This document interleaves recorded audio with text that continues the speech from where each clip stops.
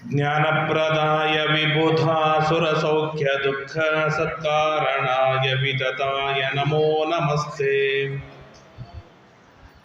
ಸರ್ವಮಂಗಲಮಾಂಗಲ್ಯೆ ಶಿವೆ ಸರ್ವಾರ್ಥಸಾಧಿಕೆ ಶರಣ್ಯೆ ತ್ರ್ಯಂಬಕೆ ಗೌರಿ ನಾರಾಯಣಿ ನಮೋಸ್ತುತೆ.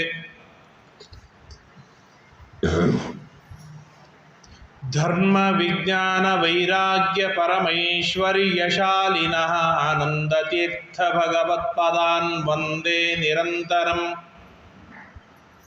ಭವತಿ ಯದನುಭಾವಾದೇಡಮೂಕೋऽಪಿ ವಾಗ್ಮೀ ಜಡಮತಿರಪಿ ಜಂತುರ್ಜಾಯತೆ ಪ್ರಾಜ್ಞಮೌಲಿಃ. ಸಕಲವಚನಚೇತೋ ದೇವತಾ ಭಾರತೀ ಸಾ ಮಮ ವಚಸಿ ನಿಧತ್ತಾಂ ಸನ್ನಿಧಿಂ ಮಾನಸೇ ಚ. ನಮೋऽस्तु ತಾತ್ವಿಕಾ ದೇವಾಃ ವಿಷ್ಣು ಭಕ್ತಿಪರಾಯಣಾಃ ಧರ್ಮಮಾರ್ಗೇ ಪ್ರೇರಯಂತು ಭವಂತಃ ಸರ್ವ ಏವ ಹಿ ಆನಂದತೀರ್ಥೋಪದಿಷ್ಟೋ ನಿಧಿರ್ನಾರಾಯಣಃ ವಯಃ. ಪ್ರದರ್ಶಿತೋ ಯೇನ ಸಮ್ಯಕ್ ಜಯತೀರ್ಥಂ ತಮಾಶ್ರಯೇ ನೌಮಿನ್ಯಾಯ ಸುಧಾಧಿಕೃಜ್ಜಯ ಮುನೀನ್ ಶ್ರೀಪಾದರಟ್ಸನ್ಮಣೀನ್. ವ್ಯಾಸಾರ್ಯಾನ್ ವಿವಿಧಾಗಮಾಬ್ಧಿವಿಹರಾನ್ ಶ್ರೀವಾದಿರಾಜಾನಪಿ ವಂದೇ ಹಂಸವರಾನ್ ರಘುತ್ತಮ ಗುರುನ್ ವೈದಗ್ಧ್ಯಪಾರಾಂ ನಿಧೀನ್. ಶ್ರೀಸತ್ಯವ್ರತ ರಾಘವೇಂದ್ರ ಮುನಿಪಾನ್ ಸದ್ಬೋಧ ಸಧ್ಯಾನಪಾನ್. ತವ ಸಂಕೀರ್ತನಂ ವೇದಶಾಸ್ತ್ರಾರ್ಥಜ್ಞಾನಸಿದ್ಧಯೇ ಪೂಜ್ಯಾಯ ರಾಘವೇಂದ್ರಾಯ ಸತ್ಯಧರ್ಮರತಾಯ ಚ ಭಜತಾಂ ಕಲ್ಪವೃಕ್ಷಾಯ ನಮತಾಂ ಕಾಮಧೇನವೇ. ವಿದ್ಯಾಪೀಠ ವಿಧಾತಾರಂ ವಿದ್ಯಾವಾರಿಧಿ ಚಂದಿರಂ ವಿದ್ಯಾರ್ಥಿವತ್ಸಲಂ ವಂದೇ ಮಹಾಮಹಿಮ ಸದ್ಗುರುಂ ಆಪಾದಮೌಲಿ ಪರ್ಯಂತಂ. ಗುರುಣಾಮಾಕೃತಿಂ ಸ್ಮರೇತ್ತೇನ ವಿಘ್ನಾಃ ಪ್ರಣಶ್ಯಂತಿ ಸಿದ್ಧ್ಯಂತಿ ಚ ಮನೋರಥಾಃ. ಶ್ರೀ ಗುರುಭ್ಯೋ ನಮಃ.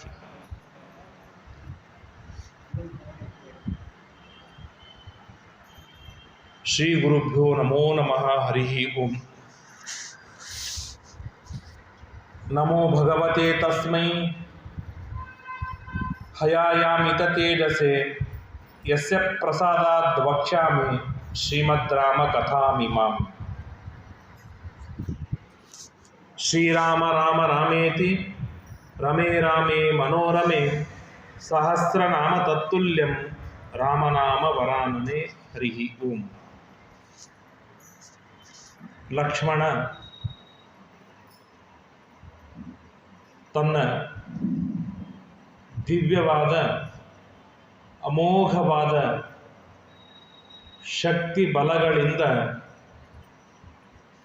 ಪ್ರಚಂಡ ಮಾಯಾವಿಯಾದ ಇಂದ್ರಜಿತ್ತನನ್ನು ಸಂಹಾರವನ್ನು ಮಾಡಿದ. ಎಂಥ ಮಾಯಾವಿ ಅಂದರೆ ಲಕ್ಷ್ಮಣನ ಜೊತೆಗೆ ಯುದ್ಧವಾಡ್ತಾ ಇರುವಾಗ ಸೀತೆಯನ್ನು ಸಂಹಾರವನ್ನು ಮಾಡಿಬಿಡ್ತಾನೆ ಇಂದ್ರಜಿತ್. ಲಕ್ಷ್ಮಣ ಗಾಬರಿ ಆಗ್ತಾನೆ. ಸೀತೆಯ ಸಲವಾಗಿ ನಾವು ಯುದ್ಧವಾಡ್ತಾ ಇದ್ದೇವೆ, ಸೀತೆಯೇ ಇಲ್ಲ ಅಂತಂದ್ರೆ ಏನು ಮಾಡೋಣ ಅಂತ ಕುಸಿದು ಕುಳಿತು ಬಿಡ್ತಾನೆ. ಹಾಗೆ ಆ ಇಂದ್ರಜಿತ್ ಯುದ್ಧ ಮಾಡ್ತಾನೆ. ಮಾಯಾ ಒಂದು ಸೀತೆಯ ಮೂರ್ತಿಯನ್ನು ನಿರ್ಮಾಣವನ್ನು ಮಾಡಿ ಆ ಸೀತೆಯನ್ನು ಸಂಹಾರವನ್ನು ಮಾಡಿ ಗದ್ದಲ ಎಬ್ಬಿಸಿ ಬಿಡ್ತಾನೆ. ಹೀಗೆ ನಾನಾ ತರಹದ ಮಾಯೆಗಳನ್ನು ಪ್ರಯೋಗವನ್ನು ಮಾಡುವ ಇಂದ್ರಜಿತ್ತನನ್ನು ಲಕ್ಷ್ಮಣ ತಾನು ಸುಲಭ ರೀತಿಯಿಂದ ಸಂಹಾರವನ್ನು ಮಾಡಿ ಆದ ಮೇಲೆ ಬಹಳ ಸಂತೋಷವಾಗಿದೆ. ತಥೋ ರಾಮಂ ಅಭಿಕ್ರಮ್ಯ ಸೌಮಿತ್ರಿರಭಿವಾದ್ಯ ಚ.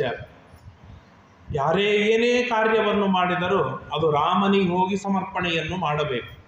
ಸಮರ್ಪಣೆಯನ್ನು ಮಾಡಿದಾಗ ಆ ಕಾರ್ಯ ಶುದ್ಧವಾಗತ್ತೆ, ಪೂರ್ಣವಾದ ಫಲಕಾರಿಯಾಗತ್ತೆ. ಆ ನಿಟ್ಟಿನೊಳಗೆ ಲಕ್ಷ್ಮಣ ತಾನು ಮಾಡಿದ ದಿವ್ಯವಾದ ಕಾರ್ಯ, ಈ ಕಾರ್ಯವನ್ನು ರಾಮನಿಗೆ ಹೋಗಿ ಸಮರ್ಪಣೆಯನ್ನು ಮಾಡಿದಾಗ ರಾಮ ಗಟ್ಟಿಯಾಗಿ ಆಲಿಂಗನವನ್ನು ಮಾಡಿಕೊಂಡು ತನ್ನ ತೊಡೆ ಮೇಲೆ ಕೂಡಿಸಿಕೊಳ್ತಾನೆ ರಾಮ ಲಕ್ಷ್ಮಣನನ್ನು. ಲಜ್ಜಮಾನಂ, ಲಕ್ಷ್ಮಣನಿಗೆ ತುಂಬ ನಾಚಿಕೆ. ಸಣ್ಣ ಕೂಸುಗಳನ್ನು ತೊಡೆ ಮೇಲೆ ಕೂಡಿಸಿಕೊಳ್ಳಿಕ್ಕೆ ಓಕೆ, ಒಂದು ದಿನ 2 ದಿನ ಅಥವಾ ಭಾಳ ಅಂದ್ರೆ 1 ವರ್ಷಕ್ಕೆ ಚಿಕ್ಕವನಾದ ಲಕ್ಷ್ಮಣನನ್ನು ತೊಡೆ ಮೇಲೆ ಕೂಡಿಸಿಕೊಳ್ಳೋದ್ರೆ ಅವನಿಗೆ ಭಾಳ ನಾಚಿಕೆ ಆಗ್ತಾ ಇದೆ. ರಾಮ, ಬಾರೋ ಮಾರಾಯ, ನೀನು ಮಾಡಿದ ಕಾರ್ಯ ಅದು ಅಭೂತಪೂರ್ವವಾದ ಕಾರ್ಯ, ಬಾ ಇಲ್ಲಿ ಅಂತ ಹೇಳಿ ಕರೆದು ತೊಡೆ ಮೇಲೆ ಕೂಡಿಸಿಕೊಂಡು ಉಪವೇಶ್ಯ ತಮುತ್ಸಂಗೆ ಪರಿಶ್ವಾಜ್ಯವಪೀಡಯತ್ ಭ್ರಾತರಂ ಲಕ್ಷ್ಮಣಂ ಸ್ನಿಗ್ಧಂ ಪುನರುದೈಕ್ಷತ. ಕೈಯೆಲ್ಲ ಒತ್ತಾನೆ, ಬೆನ್ನು ಸವರಿಸ್ತಾನೆ, ಏನು ಪ್ರೀತಿಯಿಂದ ಪರಿಪೂರ್ಣವಾದ ಪ್ರೀತಿಯನ್ನು ಹರಿಸಿ ಲಕ್ಷ್ಮಣನನ್ನು ಮೇಲಿಂದ ನೋಡ್ತಾ ಇದ್ದಾನೆ. ವಿಭೀಷಣ ಹನುಮದ್ಭ್ಯಾಂ ಕೃತಂ ಕರ್ಮ ಮಹದ್ರಣೆ ಅಹೋರಾತ್ರೈಸ್ತ್ರಿಭಿರ್ವೀರ ಕಥಂಚಿತ್ ವಿನಿಪಾತಿತಃ. ಇಂದ್ರಜಿತ್ 3 ಹಗಲು 3 ರಾತ್ರಿಗಳವರೆಗೆ ನಿರಂತರವಾಗಿ ಯುದ್ಧ ಮಾಡಿರ್ತಾನೆ. 3 ದಿನವೂ ಕೂಡ ಆ ನಿಕುಂಭಿರ ಪ್ರದೇಶಕ್ಕೆ ಹೋಗಬೇಕು, ಯಾಗವನ್ನು ಮಾಡಬೇಕು, ಬಲಾಢ್ಯನಾಗಬೇಕು, ಮತ್ತೆ ಯುದ್ಧಕ್ಕೆ ಬರಬೇಕು. ಹೀಗೆ ಹಗಲು ರಾತ್ರಿ ಅನ್ನದೇ ಯುದ್ಧ ಮಾಡಿರ್ತಾನೆ. ಅಂತೂ ಏನೋ ಲಕ್ಷ್ಮಣ ಸಂಹಾರವನ್ನು ಮಾಡಿದ ಅಂತ ಹೇಳಿ ಲಕ್ಷ್ಮಣ ಯದದೋನಸ್ತಃ ಸುಷೇಣ ಪರಮೌಷಧಂ. ಆಗ ಸುಷೇಣ ಎನ್ನುವ ಕಪಿ ಬರ್ತಾನೆ. ಆಗ ಲಕ್ಷ್ಮಣನ ರಾಮ ಕರೆದು ಹೇಳ್ತಾನೆ, ನೋಡೋ, ಲಕ್ಷ್ಮಣನ ಮೈಯೆಲ್ಲ ಗಾಯಗಳಾಗಿದೆ, ಎಲ್ಲ ಔಷಧವನ್ನು ಹಚ್ಚು ಅಂತ ಹೇಳಿದಾಗ ಸತಸ್ಯ ಗಂಧಮಾಘ್ರಾಯ ವಿಶಲ್ಯ ಸಮಪದ್ಯತ. ಆ ಸುಷೇಣ ಒಂದು ದಿವ್ಯವಾದ ಔಷಧಿ ಕೊಡ್ತಾನೆ. ಆ ಔಷಧಿಯ ವಾಸನೆಯನ್ನು ತೆಗೆದುಕೊಳ್ತಾನೆ. ಗಂಧಮಾಘ್ರಾಯ, ಕೇವಲ ಗಂಧದ ವಾಸನೆಯನ್ನು ತೆಗೆದುಕೊಂಡ್ರೆ ವಿಶಲ್ಯ ಸಮಪದ್ಯತ. ಶಲ್ಯ ಅಂತಂದ್ರೆ ಶಸ್ತ್ರಗಳಿಂದ ಏನೆಲ್ಲ ಪೀಡೆಯಾಗಿತ್ತೋ ಆ ಎಲ್ಲ ಪೀಡೆ ವಾಸನೆ ಮಾತ್ರದಿಂದ ಪರಿಹಾರವಾಗಿ ಹೋಯಿತು. ಆಗಿನ ಕಾಲದ ದಿವ್ಯವಾದ ಔಷಧಿಗಳು ಇತ್ತು ಎನ್ನುವುದನ್ನು ತಿಳಿಸಿಕೊಡ್ತಾರೆ. ಆಗ ಎಲ್ಲ ದೇವತೆಗಳು ಲಕ್ಷ್ಮಣೋ ಜಯತೀತ್ಯೇವ ವಾಕ್ಯಂ ವಿಶ್ರಾವಯೋಸ್ತದ. ಆ ಕಪಿಗಳಲ್ಲಿ ಎಲ್ಲಿ ನೋಡಿದಲ್ಲಿ ಲಕ್ಷ್ಮಣೋ ಜಯತಿ, ಲಕ್ಷ್ಮಣನಿಗೆ ಜಯವಾಗಲಿ, ಲಕ್ಷ್ಮಣ ಗೆದ್ದ ಎಂಬುದಾಗೇನೆ ಎಲ್ಲ ಕಡೆಗೆ ನಡೀತಾ ಇದೆ. ಆಗ ರಾವಣ ಏನ್ ಮಾಡಿದ ಅಂತ ಕೇಳಿದಾಗ ರಾವಣಸ್ಯ ಶೋಕಃ, ಭಾರೀ ದುಃಖವನ್ನು ಪಡ್ತಾನೆ. ರಾವಣ ಭಾಳ ದುಃಖವನ್ನು ಪಡ್ತಾನೆ. ಕೂಡಿಸ್ಕೊಂಡು ಹೇಳ್ತಾನೆ, ಅದ್ಯ ದೇವಗಣ ಸರ್ವೇ ಲೋಕಪಾಲ ಮಹರ್ಷಯ ಹತಂ ಇಂದ್ರಜಿತಂ ಶುತ್ವ ಸುಖಂ ಸ್ವಪ್ಸಂತಿ ನಿರ್ಭಯಾ. ಇಂದ್ರದೇವರಿಂದ ಮೊದಲು ಮಾಡಿಕೊಂಡು ಎಲ್ಲ ದಿಕ್ಪಾಲಕರು ಇವತ್ತು ನಿಟ್ಟುಸಿರು ಬಿಟ್ಟಿದ್ದಾರೆ, ಸುಖವಾಗಿ ಮಲಗುತ್ತಾರೆ. ಯಾಕೆ ಗೊತ್ತಾ? ಇಂದ್ರಜಿತ್ ಸತ್ತು ಬಿದ್ದಿದ್ದಾನೆ ಎನ್ನುವ ವಿಷಯವೇ ಅವರಿಗೆ ಅಷ್ಟು ಆಹ್ಲಾದಕರವಾಗಿದೆ. ಅಂದರೆ ಇಂದ್ರಜಿತ್ ಎಷ್ಟು ಭಯಂಕರನಾಗಿದ್ದ ಎನ್ನುವುದನ್ನು ಊಹೆ ಮಾಡಬೇಕು. ಇದು ಮಾತನ್ನು ಲಕ್ಷ್ಮಣ ಹೇಳ್ತಾನೆ, ರಾವಣ ಹೇಳ್ತಾನೆ, ಮಯಾ ವರ್ಷ ಸಹಸ್ರಾಣಿ ಚರಿತ್ವ ಪರಮಂ ತಪಃ. ಈ ಇಂದ್ರಜಿತ್ನನ್ನು ಅಡಿಯೋದಕ್ಕೆ ನಾನು 1000 ವರ್ಷ ತಪಸ್ಸು ಮಾಡಿದ್ದೇನೆ ಗೊತ್ತಾ. ಏನು ಬ್ರಹ್ಮದೇವರನ್ನು ಒಲಿಸಿಕೊಂಡಿದ್ದೇನೆ. ಆ ಬ್ರಹ್ಮದೇವರ ಸಂತುಷ್ಟರಾಗಿ ದಿವ್ಯವಾದ ಆಯುಷ್ಯವನ್ನು, ಅಜೇಯತಾನು, ಅವಧ್ಯತ್ವವನ್ನು ಕೊಟ್ಟು ಉತ್ತಮವಾದ ಸಂತಾನವನ್ನು ಕೊಟ್ಟು ನನಗೆ ಅನುಗ್ರಹವನ್ನು ಮಾಡಿದ್ದಾರೆ. ಒಂದೊಂದು ಬ್ರಹ್ಮದೇವರ ವರವೆಲ್ಲ ಏನಂತಾರೆ, ಹಾಳಾಗಿ ಹೋಗ್ತಾ ಇವೆಲ್ಲ ಅಂತ ಅವನೇ ದುಃಖ. ಮಾಯಯ ಮಮ ವತ್ಸೇನ ವಂಚನಾರ್ಥಂ ವನೋಕಸಂ ಕಿಂಚಿದೇವಾಹತಂ ತತ್ರ ಸೀತೇಯಂ ಇತಿ ದರ್ಶಿತಂ ತದಿದಂ ತಥ್ಯಮೇವಾಹಂ ಕರಿಷ್ಯೆ ಪ್ರಿಯಮಾತ್ಮನಃ. ಆಗ ಅವನು ವಿಚಾರವನ್ನು ಮಾಡ್ತಾನೆ. ಕುಂಭಕರ್ಣ ಹೋದ, ಇಂದ್ರಜಿತ್ ಹೋದ, ಅನೇಕ ಮಕ್ಕಳು ಹೋದರು, ಅವತ್ತಿನ ದಿನ ಅಕ್ಷಕುಮಾರ್ ಹೋದ. ಇವರೆಲ್ಲರ ಸಾವಿಗೆ ಕಾರಣ ಯಾರು? ಸೀತೆಯೇ ಕಾರಣ. ಸೀತೆಯನ್ನು ಕರೆದುಕೊಂಡು ಬಂದದ್ದಕ್ಕೆ ಇಷ್ಟ ಆಗಿದೆಯಲ್ಲ ಅಂದಮೇಲೆ ಸೀತೆಯನ್ನು ಯಾಕೆ ಉಳಿಸ್ಬೇಕು? ನಾನು ಉಳಿಸುವುದೇ ಬೇಡ. ಸೀತೆಯನ್ನು ಇವತ್ತೇ ಈ ಕ್ಷಣಕ್ಕೇನೆ ನಾನು ಸಂಹಾರವನ್ನು ಮಾಡಿ ಹಾಕ್ತೇನೆ ಅಂತ ಅವು ಸಿಟ್ಟು ಇಷ್ಟು ವಿಚಿತ್ರವಿರುತ್ತೆ. ಸಿಟ್ಟು, ದ್ವೇಷ ಇವೆಲ್ಲ ಭಾರಿ ತುಂಬ ವಿಚಿತ್ರ. ಸೀತೆಯನ್ನು ಅಪಹಾರ ಮಾಡಿದ್ದಕ್ಕಾಗಿಯೇ ಇಷ್ಟು ಅನರ್ಥವಾಗಿದೆ, ಆಗ್ತಾ ಇದೆ ಅಂದ ಮೇಲೆ ಸೀತೆಯನ್ನು ಸಂಹಾರವನ್ನೇ ಮಾಡಿದರೆ ಇನ್ನೆಷ್ಟು ಅನರ್ಥವಾಗಬಹುದು ಎನ್ನುವುದನ್ನು ಊಹೆ ಮಾಡಲಿಕ್ಕೆ ಹೋಗುವುದಿಲ್ಲ. ಸಿಟ್ಟು ಬಂದಿದೆ, ದ್ವೇಷ ಹೊಟ್ಟೆಯೊಳಗೆ ತುಂಬಿಕೊಂಡಿದೆ. ಅದು ಎದುರಿಗೆ ಯಾರಿದ್ದಾರೆ ನೋಡೋದಿಲ್ಲ. ಅದರಿಂದ ತನಗೆ ಪುರುಷಾರ್ಥವೋ ಅನರ್ಥವೋ ಯಾವುದನ್ನು ತಾನು ಗಮನಿಸುವುದಿಲ್ಲ. ಅದರಲ್ಲಿ ತಾನು ಆ ಕಾರ್ಯದೊಳಗೆ ಪ್ರವೃತ್ತನಾಗಿ ಬಿಡ್ತಾನೆ. ಅವನು ತೆಗೆದುಕೊಂಡು ಯುದ್ಧಕ್ಕೆ ಅಂದ್ರೆ ಸೀತೆಯನ್ನು ಸಂಹಾರವನ್ನು ಮಾಡಲಿಕ್ಕೆ ಹೊರಡ್ತಾ ಇರುವಾಗ ಅಲ್ಲಿ ಸುಪಾರ್ಶ್ವ ಎನ್ನುವಂಥ ಒಬ್ಬ ರಾವಣನ ದೂತ ಬರ್ತಾನೆ. ಬಂದು ಹೇಳ್ತಾನೆ, ಏನೋ ರಾವಣ, ಮಹಾಪರಾಕ್ರಮಿ, ಕೀರ್ತಿವಂತ, ಆಯುಷ್ಮಂತ, ಜಗತ್ತಿನೊಳಗೆ ನಿನ್ನಂಥ ಬಲಾಢ್ಯರು ಯಾರೂ ಇಲ್ಲ. ನಿನ್ನ ಮುಂದೆ ಹೇಳುವುದಕ್ಕೆ ನಾನು ದೊಡ್ಡವನಲ್ಲ, ಆದ್ರೆ ಸಣ್ಣವನಿದ್ದೇನೆ. ಆದರೂ ಒಂದು ಮಾತು ಹೇಳ್ತಾನೆ, ಹೆಣ್ಣನ್ನು ಸಂಹಾರವನ್ನು ಮಾಡೋದು ನಿನಗೆ ಎಷ್ಟು ಶೋಭಿಸ್ತದೆ ಹೇಳು. ಶತಾಯುಗತಾಯ ಹೋರಾಡಿ ರಾಮನನ್ನು ಸಂಹಾರವನ್ನು ಮಾಡೋದು ನಿನಗೆ ಕೀರ್ತಿ ಇದೆ, ಅಜರಾಮರವಾದ ಕೀರ್ತಿ ಬರುತ್ತೆ, ಭಾರಿ ಕೀರ್ತಿಗೆ ಭಾಜನನಾಗ್ತೀಯ. ಆದರೆ ನೀನು ಹೆಣ್ಣನ್ನು ಸಂಹಾರವನ್ನು ಮಾಡೋದು ಇದು ಯಾವ ಕಾರಣಕ್ಕೂ ಕೂಡ ಯೋಗ್ಯವಾದದ್ದು ಅಲ್ಲ ಅಂತ ಸಾಕಷ್ಟು ಮಾತುಗಳನ್ನು ಹೇಳಿದಾಗ ಕೆಲವೊಮ್ಮೆ ಹೀಗಾಗತ್ತೆ, ದುಷ್ಟರಿಗೆ ಎಷ್ಟು ಮಾತುಗಳನ್ನು ಹೇಳಿದರೂ ಅದು ನಾಟುವುದಿಲ್ಲ. ಮಹಾಭಾರತದೊಳಗೆ ದುರ್ಯೋಧನನಿಗೆ ಒಂದು 100-150 ಅಧ್ಯಾಯಗಳಲ್ಲಿ 10 ಜನ ಉಪದೇಶವನ್ನು ಮಾಡ್ತಾರೆ. ವಿದುರ, ಧೃತರಾಷ್ಟ್ರ, ಮೈತ್ರೇಯರು, ಗಾಂಧಾರಿ, ಕೃಷ್ಣ, ಭೀಷ್ಮಾಚಾರ್ಯರಂತರು ಲೆಕ್ಕವಿಲ್ಲದೆ ಬೇಸರಿಕೆ ಇಲ್ಲದೆ ಉಪದೇಶವನ್ನು ಮಾಡ್ತಾರೆ. ಅದೇ ಕೃಷ್ಣ ಅರ್ಜುನನಿಗೆ 18 ಅಧ್ಯಾಯಗಳನ್ನು ಇಷ್ಟಿಷ್ಟು ಮಾಡು, ಹಿಂಗಿಂಗದ, ಹಿಂಗಿಂಗ್ ವಿಷಯ ಅದ, ಇಷ್ಟದ, ಆದ್ರಿಂದಾಗಿ ನೀನು ಯುದ್ಧ ಮಾಡು ಅಂತಿಷ್ಟು ಹೇಳಿದ ಕೂಡಲೇ ಅವನು ಬಾಣ ಎತ್ತಿ ಬಿಲ್ಲೆತ್ತಿ ಯುದ್ಧಕ್ಕೆ ಸಿದ್ಧನಾಗಿ ಬಿಟ್ಟ. ಅಂದರೆ ನಾವು ಎಷ್ಟು ಉಪದೇಶ ಮಾಡ್ತೇವೆ, ಉಪದೇಶ ತೆಗೆದುಕೊಳ್ತೇವೆ, ಅದು ಬಹಳ ಮುಖ್ಯವಾದದ್ದು ಅಲ್ಲವೇ ಅಲ್ಲ. ಉಪದೇಶ ತೆಗೆದುಕೊಳ್ಳುವ ಪಾತ್ರ ಎಷ್ಟಿದೆ. ನನ್ನ ಮನೆಯೊಳಗೆ 500 ಕಿಲೋ ಬ್ಯಾಳಿ ಇದೆ, 1000 ಕಿಲೋ ಅಕ್ಕಿ ಇದೆ ಅಂತಂದ್ರೆ ಏನು ನಡೆಯೋದಿಲ್ಲ. ಮನೆಯಾಗಿನ ಪಾತ್ರೆ ಅರ್ಧ ಕಿಲೋ ಅನ್ನ ಮಾಡೋ ಪಾತ್ರೆ ಅದಾದ್ಮೇಲೆ ಅದು ಅರ್ಧ ಕಿಲೋ ಅನ್ನನೇ ಆಗತ್ತೆ ಹೊರತು, ನನ್ನ ಮನೆಯೊಳಗೆ 500 ಕಿಲೋ ಅಕ್ಕಿ ಅದಂತಂದ್ರೆ ಅದು ಯಾವ ಲೆಕ್ಕಕ್ಕೂ ಬರೋದಿಲ್ಲ. ಪಾತ್ರ ಎಷ್ಟು ಇದೆ ಅಷ್ಟು ಉಪದೇಶ ಚೆನ್ನಾಗಿ ನಾಟತ್ತೆ, ಚೆನ್ನಾಗಿ ಬಿತ್ತತ್ತೆ. ಹಾಗೆ ಈ ರಾವಣನು ಕೂಡ ಸ್ವರೂಪತಃ ಯೋಗ್ಯನಾದವ, ಮುಕ್ತಿ ಯೋಗ್ಯನಾದವ. ಆದ್ದರಿಂದಾಗಿ ಈ ಸುಪಾರ್ಶ್ವ ಎನ್ನುವ ಸಾಮಾನ್ಯ ವ್ಯಕ್ತಿ ಸಣ್ಣದಾಗಿ ಉಪದೇಶವನ್ನು ಮಾಡಿದಾಗಲೂ ಕೂಡ ಆ ಉಪದೇಶ ನಾಟದೇ ಇದ್ರೆ ಅವನು ಸೀತೆಯ ಸಂಹಾರವನ್ನು ಮಾಡ್ಲಿಕ್ಕೆ ಹೋಗ್ತಿದ್ನೋ ಏನೋ. ಯಾಕೆ ಅಂತಂದ್ರೆ ಸೀತೆಯ ಸಂಹಾರವನ್ನು ಮಾಡೋದಲ್ಲ, ಸೀತೆಯನ್ನು ಮುಟ್ಟುವ ಯೋಗ್ಯತೆಯೂ ಇವನಿಗಿಲ್ಲ. ದುಶ್ಯಾಸನಂತಹ ನಿಕೃಷ್ಟರೇ ಸೀತೆಯನ್ನು, ದ್ರೌಪದಿಯನ್ನು ಮುಟ್ಟಬೇಕೇ ಹೊರತು ಈ ರಾವಣ, ಕುಂಭಕರ್ಣ, ವಿಭೀಷಣ, ಶಿಶುಪಾಲ, ದಂತವಕ್ರ ಅಥವಾ ಹಿರಣ್ಯಕಶಿಪು ಇವರು ಯಾರಿಗೂ ಅವ್ರು ಮುಟ್ಟುವ ಯೋಗ್ಯತೆಯೇ ಇಲ್ಲ. ಯಾಕೆಂದರೆ ಆ ದೈತ್ಯರ ಕೆಟಗರಿಯಲ್ಲಿ ಬಹಳ ಕೆಳಮಟ್ಟದಲ್ಲಿ ಬರುವವರು ಒಳ್ಳೆ ಜನ, ಏನೋ ಪಾಪ ಶಾಪವಶಾತ್ ರಾಕ್ಷಸರಾಗಿ ಹುಟ್ಟುವ ದುರ್ದೈವ ಒದಗಿ ಬಂದಿದೆ. ಆದ್ದರಿಂದಾಗಿ ಸೀತೆಯನ್ನು ಇಷ್ಟು ದಿನವಾದರೂ ಕೂಡ ಸೀತೆಯನ್ನು ಮುಟ್ಟಿರುವುದಿಲ್ಲ ಅವನು ರಾವಣ. ಅಷ್ಟೇ ಅಲ್ಲ, ಆ ಸೀತೆ ರಾವಣನನ್ನು ನೇರ ಮುಖ ಮಾಡಿ ನೋಡಿರೋದಿಲ್ಲ, ಮಾತಾಡಿರೋದಿಲ್ಲ. ರಾವಣ ನಿತ್ಯ ಬಂದು ಪೀಡಿಸಬೇಕು, ನಿತ್ಯ ಬಂದು ಹೇಳಬೇಕು, ಹೇಳಿದಾಗಲೆಲ್ಲ ಸೀತೆ ಒಂದು ಕಸದ ಕಡ್ಡಿ ತೆಗೆದುಕೊಂಡು ಮಧ್ಯದೊಳಗೆ ಇಡಬೇಕು, ಇಟ್ಟೇ ಮಾತಾಡಬೇಕು, ಅವನಿಗೆ ಉತ್ತರವನ್ನು ಕೊಡಬೇಕು. ಯಾಕೆ ಹೀಗೆ ಅಂತಂದರೆ 2 ಸೂಚನೆಯನ್ನು ಕೊಡ್ತಿದ್ದ. ಮಗನೇ, ನೀನು ಪರಪುರುಷ, ಯಾವ ಕಾರಣಕ್ಕೂ ನಾನು ನಿನ್ನ ನೋಡುವುದಿಲ್ಲ, ನಾನು ಕಡ್ಡಿ ನೋಡಿ ಮಾತಾಡ್ತೇನೆ ಹೊರತು ನಿನಗೆ ಉತ್ತರ ಕೊಡುವುದಿಲ್ಲ ಅನ್ನೋದು ಒಂದು.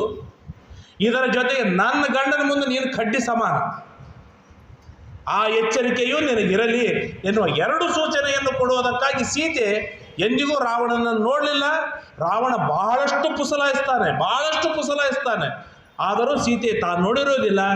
ಈ ರಾವಣ ಎಷ್ಟು ದಿನಗಳವರೆಗೆ ತನ್ನ ಹತ್ರ ಇಟ್ಟುಕೊಂಡ್ರು ಸೀತೆಯನ್ನು ಮುಟ್ಟುವ ಧೈರ್ಯ ಮಾಡಿರೋದಿಲ್ಲ, ಮುಟ್ಟೋದು ಅಂಥದ್ದು ಏನೋ ಕಾರಣವಶಾತ್ ಸಂಹಾರ ಮಾಡಲಿಕ್ಕೆ ಹೊರಟ್ರೆ ಆ ಸುಪಾರ್ಶ್ವ ಉಪದೇಶವನ್ನು ಮಾಡಿದ, ಬೇಡ ಅಂತ ಹೇಳಿದಾಗ ಅದರಿಂದ ತಿರುಗಿ ಬಂದ. ಹಾಗಾದ್ರೆ ಏನು ಮಾಡಬೇಕಿನ್ನು ಮುಂದೆ ಅಂತ ಹೇಳಿದಾಗ ಇನ್ನೇನು ಇಲ್ಲವೇ ಇಲ್ಲ, ನೀನು ಯಾಗವನ್ನು ಮಾಡು, ಬಲಾಢ್ಯನಾಗು, ರಾಮನ ಜೊತೆಗೆ ನಿನ್ನ ಎಲ್ಲ ಶಕ್ತಿಯನ್ನು ಬಳಸಿಕೊಂಡು ನೀನು ಯುದ್ಧಕ್ಕೆ ಸಿದ್ಧನಾಗು, ರಾಮನನ್ನು ಸಂಹಾರವನ್ನು ಮಾಡು ಅಂತ ಹೇಳಿದಾಗ ಆಯಿತು ಅಂತ ಹೇಳಿ ಸಿದ್ಧನಾಗಿದ್ದಾನೆ. ಈಚೆ ರಾವಣ ಬರುವುದರೊಳಗೆ ಅನೇಕ ರಾಕ್ಷಸರನ್ನು, ಕೋಟಿ ರಾಕ್ಷಸರನ್ನೆಲ್ಲ ಸಂಹಾರವನ್ನು ಮಾಡ್ತಾ ಬರ್ತಾ ಇರ್ತಾನೆ. ಶ್ರೀಮದ್ ಆಚಾರ್ಯರು ಇಲ್ಲಿ ಒಂದು ನಿರ್ಣಯವನ್ನು ಕೊಡ್ತಾರೆ. ನಾನು ನಿನ್ನೆ ಹೇಳಿದೆ ಲಂಕಾಪಟ್ಟಣಕ್ಕೆ ವರ ಇತ್ತು ಅಂತ ಹೇಳಿದೆ. ಲಂಕಾಪಟ್ಟಣಕ್ಕೆ ವರ ಅಲ್ಲ, ಧರಾತಲಕ್ಕೆ ವರವಿತ್ತು.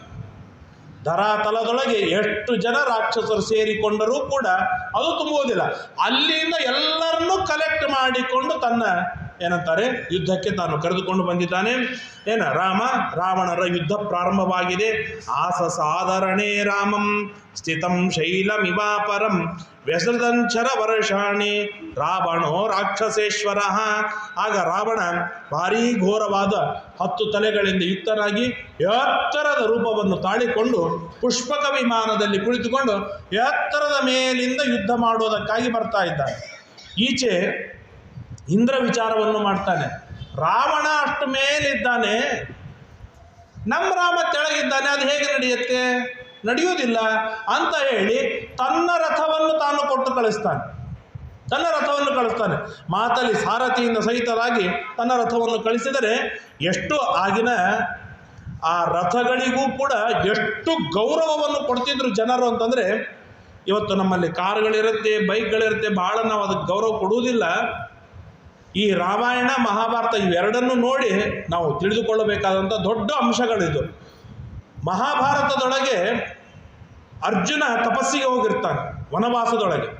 ಆಗ ಇಂದ್ರ ಸ್ವರ್ಗಕ್ಕೆ ಕರೆಯೋದಕ್ಕಾಗಿ ರಥವನ್ನು ಕಳಿಸ್ತಾನೆ. ರಥ ಕಳಿಸಿದೊಳಗ ಅರ್ಜುನನಿಗೆ ಭಾರಿ ಹುರುಪಾಯಿತು, ಉತ್ಸಾಹ ಬಂತು. ಇಂದ್ರನ ರಥ ಮರ್ಸಿಡೀಸ್ಗಿಂತ ಭಾರಿ ದೊಡ್ಡದಾಗಿರ್ತಕ್ಕಂಥ ರಥ, ಭಾರಿ ವೈಭವದ ರಥ, ಹತ್ತಲಿಕ್ಕೆ ಹೋಗ್ತಾನೆ. ಮಾತಲ್ಲಿ ಹೇಳ್ತಾನೆ, ಹಾಗೆಲ್ಲ ಹತ್ತುವಾಗೆಲ್ಲ ಹೋಗಿ ಸ್ನಾನ ಮಾಡಿ ಬಾ, ಶುದ್ಧವಾಗಿ ಬಾ, ಪ್ರದಕ್ಷಿಣೆ ಹಾಕು, ನಮಸ್ಕಾರ ಮಾಡು, ರಥ ಏರು, ನಡೆಯುತ್ತೆ. ಆ ಅರ್ಜುನನಿಗೆ ಆದರ್ಶ ಯಾರು? ಮಾತಲ್ಲಿ ಹಾಗೆ ಉಪದೇಶ ಮಾಡಬೇಕು ಅಂತಂದರೆ ಎಲ್ಲಿಂದ ಕಲಿತ ಮಾತಲಿ ಅಂತಂದರೆ, ಅದೇ ಮಾತಲಿ ಇಂದ್ರ ರಥವನ್ನು ಕಳಿಸಿದಾಗ ಆ ರಥಕ್ಕೆ ರಾಮ ಕ್ಷತ್ರಿಯನಾದದ್ದರಿಂದಾಗಿ ಮನುಷ್ಯರಂತೆ ರಥಕ್ಕೆ ನಮಸ್ಕಾರವನ್ನು ಮಾಡಿ ರಥಕ್ಕೆ ಪ್ರದಕ್ಷಿಣೆ ಹಾಕಿ ರಥದ ಮೇಲೆ ಏರ್ತಾನೆ. ಏರಿ ಯುದ್ಧ ಪ್ರಾರಂಭವಾಗತ್ತೆ. ಯುದ್ಧ ಪ್ರಾರಂಭವಾದಾಗ ಹೇಳ್ತಾರೆ, ರಾಘವೋ ರಾವಣಂ ತೂರ್ಣಂ ರಾವಣೋ ರಾಘವಂ ತಥಾ. ರಾಘವ ರಾಮ ರಾವಣನ ಮೇಲೆ ಹುಚ್ಚಾಗಿ ಬಾಣ ಸುರಿತಾ ಇದ್ದಾನೆ. ಆ ರಾವಣ ಒಂದೊಂದು ಬಾಣದ ಜೊತೆಗೆ ಸಾವಿರಾರು ಬಾಣಗಳನ್ನು ಸೇರಿಸಿ ಬಾಣಗಳ ಸುರಿಮಳೆ ಮಾಡ್ತಾ ಇದ್ದಾನೆ. ಹೀಗೆ ಘನಘೋರವಾದ ಯುದ್ಧ ನಡೀತಾ ಇದೆ. ಆ ಯುದ್ಧ ನಡೀತಾ ಇರುವಾಗ ಮಧ್ಯೆ ರಾಮನ ಜೊತೆಗೆ ಯುದ್ಧ ಮಾಡಿ ಹಣ್ಣಾದ, ಬಾಳ ಮುದಿಯ ರಾವಣ, ಬಾಳ ಮುದುಕ, ಹಾಗಾಗಿ ಬಾಳ ಹಣ್ಣಾದ. ರಾಮ ಬಹಳ ತರುಣ, 16ನೇ ವರ್ಷಕ್ಕೆ ಮದುವೆ ಆಗಿದೆ ಅಂತ ಇಟ್ಟುಕೊಂಡರೆ 1 ವರ್ಷ ಅಯೋಧ್ಯ ಪಟ್ಟಣದಲ್ಲಿದ್ದಾನೆ, 17 ವರ್ಷ.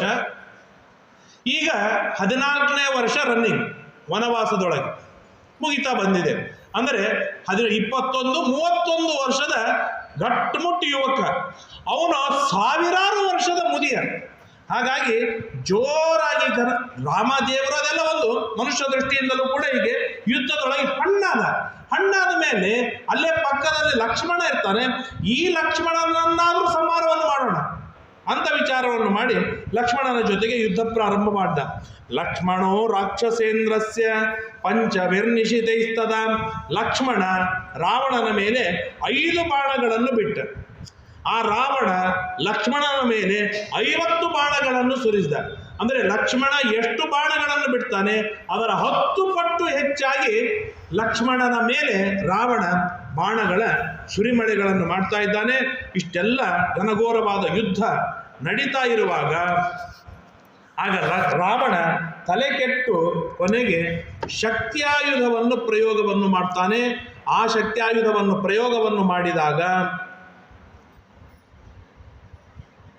ಶಕ್ತ್ಯಾಯುಧವನ್ನು ಅಂದರೆ ಮಯಾಸುರನ ಮಗಳು ಮಂಡೋದರಿ, ಅವಳ ವಿವಾಹದ ಪ್ರಸಂಗದೊಳಗೆ ಮಯಾಸುರ ಶಕ್ತ್ಯಸ್ತ್ರವನ್ನು ಉಡುಗೊರೆಯಾಗಿ ವರದಕ್ಷಿಣೆಯಾಗಿ ಕೊಟ್ಟಿರ್ತಾನೆ. ಬಹಳ ಅದ್ಭುತವಾದ್ದು.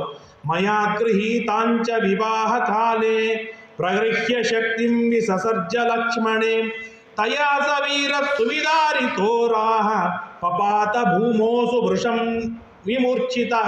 ಚೆನ್ನಾಗಿ ಎದೆಗೆ ಬಡಿತು, ಎದೆ ಸೀಳಿತು, ಲಕ್ಷ್ಮಣ ಮೂರ್ಛೆ ಹೋಗಿ ತೆಳಗೆ ಬಿದ್ದು ಬಿಟ್ಟ. ಯಾವಾಗ ಲಕ್ಷ್ಮಣ ತೆಳಗೆ ಬಿದ್ದ ಆಗ ಈ ಲಕ್ಷ್ಮಣನನ್ನು ಎತ್ತಿಕೊಂಡು ಹೋಗೋಣ ಅಂತ ರಾವಣ ಓಡಿ ಬರ್ತಾ ಇದ್ದಾನೆ.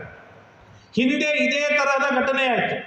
ಪ್ರಾರಂಭದ ಯುದ್ಧದೊಳಗೆ ಲಕ್ಷ್ಮಣ ಕೆಳಗೆ ಬಿದ್ದ, ಇದೇ ರಾವಣನ ಕೈಯಲ್ಲಿ ಯುದ್ಧ ಮಾಡ್ತಾ ಇರುವಾಗಲೇ ಕೆಳಗೆ ಬಿದ್ದಾಗ ಆ ಲಕ್ಷ್ಮಣನನ್ನು ಎತ್ತುವುದಕ್ಕಾಗಿ ರಾವಣ ಪ್ರಯತ್ನವನ್ನು ಮಾಡಿದರೆ ಲಕ್ಷ್ಮಣ ಅಳಗಾಡಲಿಲ್ಲ, ಸಮಗ್ರವಾದ ಭೂಮಂಡಲ ಅಳಗಾಡಿತ್ತು. ಯಾಕೆ ಅಂತ ಕೇಳಿದರೆ ಇದೇ ಲಕ್ಷ್ಮಣ ತನ್ನ ಹೆಡೆಯ ಮೇಲೆ ಸಮಗ್ರವಾದ ಭೂಮಂಡಲವನ್ನು ಧಾರಣವನ್ನು ಮಾಡಿದ್ದಾನೆ. ಹಾಗಾಗಿ ಕೆಳಗಿನ ಬೇಸ್ಮೆಂಟ್ ಅಳಿಗಾಡಿಸ್ಲಿಕ್ಕೆ ಹೋದಾಗ ಹೇಗೆ ಮೇಲಿನ ಫ್ಲೋರ್ಗಳು ಅಳಗಾಡಬೇಕು, ಹಾಗೆ ಬಲಾಢ್ಯನಾಗಿರ್ತಕ್ಕಂಥ ಲಕ್ಷ್ಮಣನನ್ನು ಎತ್ತುವುದಕ್ಕಾಗಿ ನೋಡಿದಾಗ ಸಸಾಗರ, ಪೃಥ್ವಿ, ಮಂದರ, ಬೆಟ್ಟ ಎಲ್ಲವೂ ಕೂಡ ಅಲ್ಲೋಲ ಕಲ್ಲೋಲವಾಯಿತು ಹೊರತು ಲಕ್ಷ್ಮಣನನ್ನು ಎತ್ತಲಿಕ್ಕೆ ಆಗಲಿಲ್ಲ ಎಂಬುದಾಗಿ ಹೇಳ್ತಾರೆ. ಯಾಕೆ ಅಂತಂದರೆ ಇಲ್ಲೊಂದು ಅಮೂಲ್ಯವಾದ ತತ್ವ. ಈ ವಿಷಯ ಹಿಂದೆ ಬಂದಿದೆ, ಆದರೂ ನಾನು ಸ್ವಲ್ಪ ವಿವರಣೆಯನ್ನು ಮಾಡ್ತೇನೆ. ದೇವರು, ಹನುಮಂತ ದೇವರು, ಲಕ್ಷ್ಮಣಾದಿ ಎಲ್ಲರೂ, ಕೃಷ್ಣ, ಭೀಮ, ಉಳಿದ ಎಲ್ಲರೂ, ಹೀಗೆ 3 ಪಾರ್ಟಿನಲ್ಲಿ ಇಟ್ಟುಕೊಂಡಾಗ ದೇವ ತನ್ನ ಮೂಲ ರೂಪದೊಳಗೆ ಏನು ಶಕ್ತಿ ಇದೆ ಅದೇ ಶಕ್ತಿ ರಾಮನಲ್ಲಿದೆ, ಅಷ್ಟೇ ಶಕ್ತಿ ರಾಮನಲ್ಲಿದೆ, ಕೃಷ್ಣನಲ್ಲಿದೆ, ಉಳಿದ ಎಲ್ಲ ಅವತಾರಗಳಲ್ಲಿದೆ. ಹೇಗೆ ಬೇಕೋ ಯಥೇಚ್ಛವಾಗಿ ತಾನು ಬಳಸಿಕೊಳ್ಳಬಹುದು. ಆದರೆ ಹನುಮಂತ ದೇವರಾಗಿ, ಭೀಮಸೇನ ದೇವರಾಗಿ ಅವತಾರವನ್ನು ಮಾಡಿದಾಗ ಅವರು ಜೇಬಿನಲ್ಲಿ ದುಡ್ಡಿದೆ ತೆಗೆದು ಬಳಸಬೇಕು. ದೃಷ್ಟಾಂತ, ಇಚ್ಛೆ ಮಾಡಬೇಕು, ನನಗೆ ಇಷ್ಟು ಶಕ್ತಿ ಬರಲಿ.